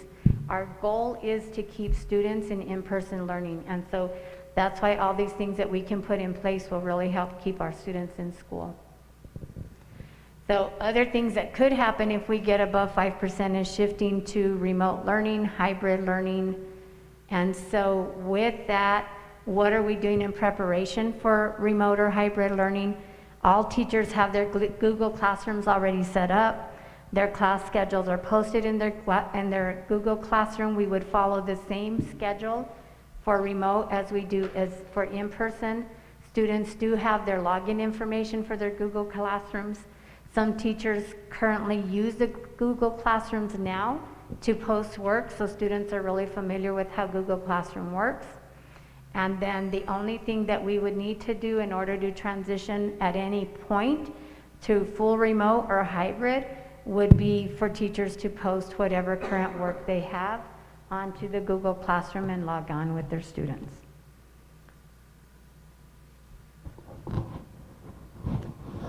Thank you for providing that. I just have a couple of questions. One is, right now, if a student wants to go remote, they go to Ingenuity, correct? Correct. Mm-hmm. So they work outside of the curriculum that we have. Correct. And if we were to go remote or hybrid, would that kind of inhibit them from being part of that because they're on Ingenuity? Well, if we were to go remote or hybrid, I mean, that's not something that's going to be long-term. That would be short-term, just like we did for Thanksgiving. So in order to move them out of Ingenuity, back into their classroom, back to Ingenuity, it would not be beneficial for those students. It'd be more confusing than what they're doing right now. And we have, do we have the equipment and training going on so that teachers that are not familiar with the doing the hybrid classes can step up to that without having to go through a real steep learning curve? No, we have not had training with that, but in staff meetings, principals do review that with their staff and what would happen and what it would require. So as far as like an overall training, no, we have not done that. Okay, that's one of the things that was pretty consistent as far as the concern was that a lot of the teachers helped themselves. I mean, they worked with each other and they did real well. but it wasn't an intentional effort, it seemed like. It seemed like they did what they had to do. And the other part too is that there's still some concerns about the availability of staffing and/or supplies to do the level of cleaning that you just listed in the classrooms. So our nurse Danielle, she actually keeps all the PPE for the district. So any staff that is needing anything, they do need to just check with Danielle. We do have a surplus of pretty much everything that we need. And so if Danielle's not at their school, they really should go. So what I tell them is to go first through their nurses, because the nurses are the ones that are most familiar with what PPE and cleaning supplies and everything that we have, hand sanitizer. And then if the nurses can't provide it, then they go to their principals. If their principals can't provide it, then what I've asked them to do is turn a requisition in to me. We do have CARES money. There's no reason for anybody not to have any of the supplies that they need at this point. And I think it has a lot to do with the availability of time for them to do that. And that becomes very difficult for the teachers to do all the wiping down, do in some cases mopping and stuff like that because of the shortage of janitors. Yeah, and we still have, so we did bring on another custodian this week, right, Ms. Davis? Okay, so that'll help alleviate some of that. We do still have some of our maintenance people in buildings as well. I know at SNOW we still have one of our maintenance people there full-time. And then we have one of our other maintenance that we pull him in as needed to the other campuses. Okay. So we are continuing to advertise for custodians. I believe we have one more or two more that we're trying to fill. Well, technically two more that we're trying to fill. Positions. Thank you. And then the last thing is just a reminder on your calendars to please mark down February 8th. We are looking at that as a work session with Regina from RBC Capital Markets, who's our financial advisor, from 5 to 6:30, and also again on February 23rd from 5 to 6:30. And then you all have a training in Santa Fe next week, correct? And so in your board packets, you did have all the information that you should need for that training. Your hotels have already been reserved. You do have your expenditures on the first page. I also typed up step-by-step directions on what needs to happen to be able to turn in for reimbursement. Remember that you have to have itemized receipts. Credit card statements will not work for reimbursement. What else? That you do need to fill out the bottom part. Sign that, fill it in, and make sure you indicate your departure date and time and your return date and time. Where will the work sessions be? We're looking at the Cobre High School Library. That concludes my superintendent report. Okay. This brings us student report, not here. Public input. Do we have any public input? Mr. President, Go ahead. I've got a question that I was approached with. The new board member tonight has to pass a background check and fingerprinting. Am I correct? Mm-hmm. The two board members that got elected a month ago, did they go to a background check and fingerprinting? Is this something that needs to happen? That was the question to me. Well, if it hadn't, it needs to be, yes. Did Joyce? So they would work with Ms. Davis, and she can help them get that set up. Okay. Ms. Davis, if you could check to see the date of Ms. Murillo's, I think we should have one in her file. Let's check that too, please. It may probably need a current one depending on the date of your last one, okay? Then that would also include, do we have a background check for Troy and Frank? We have to, yes, but that was done. Should be done when they were brought in. I'm not sure if we have a file for them, right? We can check and see. You can check and see if it's there, because that was probably back in '92. And I don't have a problem taking the background check. It's just a matter of, that was introduced as due diligence thing I brought that up as a matter of due diligence, that if we're going to appoint somebody, we should know a little bit more about the background. The requirement for one, I don't think exists. But again, I don't mind taking one. But in the elections law for which we went by, that's not part of one. Okay. So I just want to say thank you to all the candidates that put in their letters and resumes. We had quite an impressive group of candidates. I was very impressed reading through their resumes and their letters. It was a really hard choice to make, so I thank everyone who stepped up to the plate to volunteer. And I do also want to ask if there was a follow-up on who is the Title IX coordinator. Did you get that situated? So we did find out that it was Jose Carrillo, so I have talked to Susie Marin about that position. Yes, and also those candidates that were not selected, could you make sure that they get a notice that they were not selected? I'll have Irma give them a call. Okay, thank you. Okay, items for next agenda. I have the bar. What else? I know in past meetings, you guys had talked about doing a board retreat. Can we talk about that at the next meeting? Getting a board retreat set up, I think it would be helpful. Yep. Now that we have all the board members on board, that's something that can be done. Right, and we also have oath of office. Yes.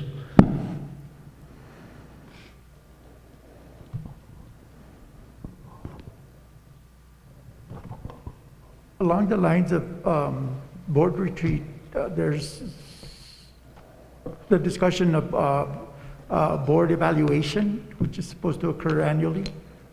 That can be done at the retreat. That's what I'm hoping. That can be one of the items of the retreat. Very good. Were we going to put the presentation or the superintendent search proposal? Since we tabled that, would we put it on the next agenda? And would the new board member be able to get that packet that we got on his own to look through, or with Jackie?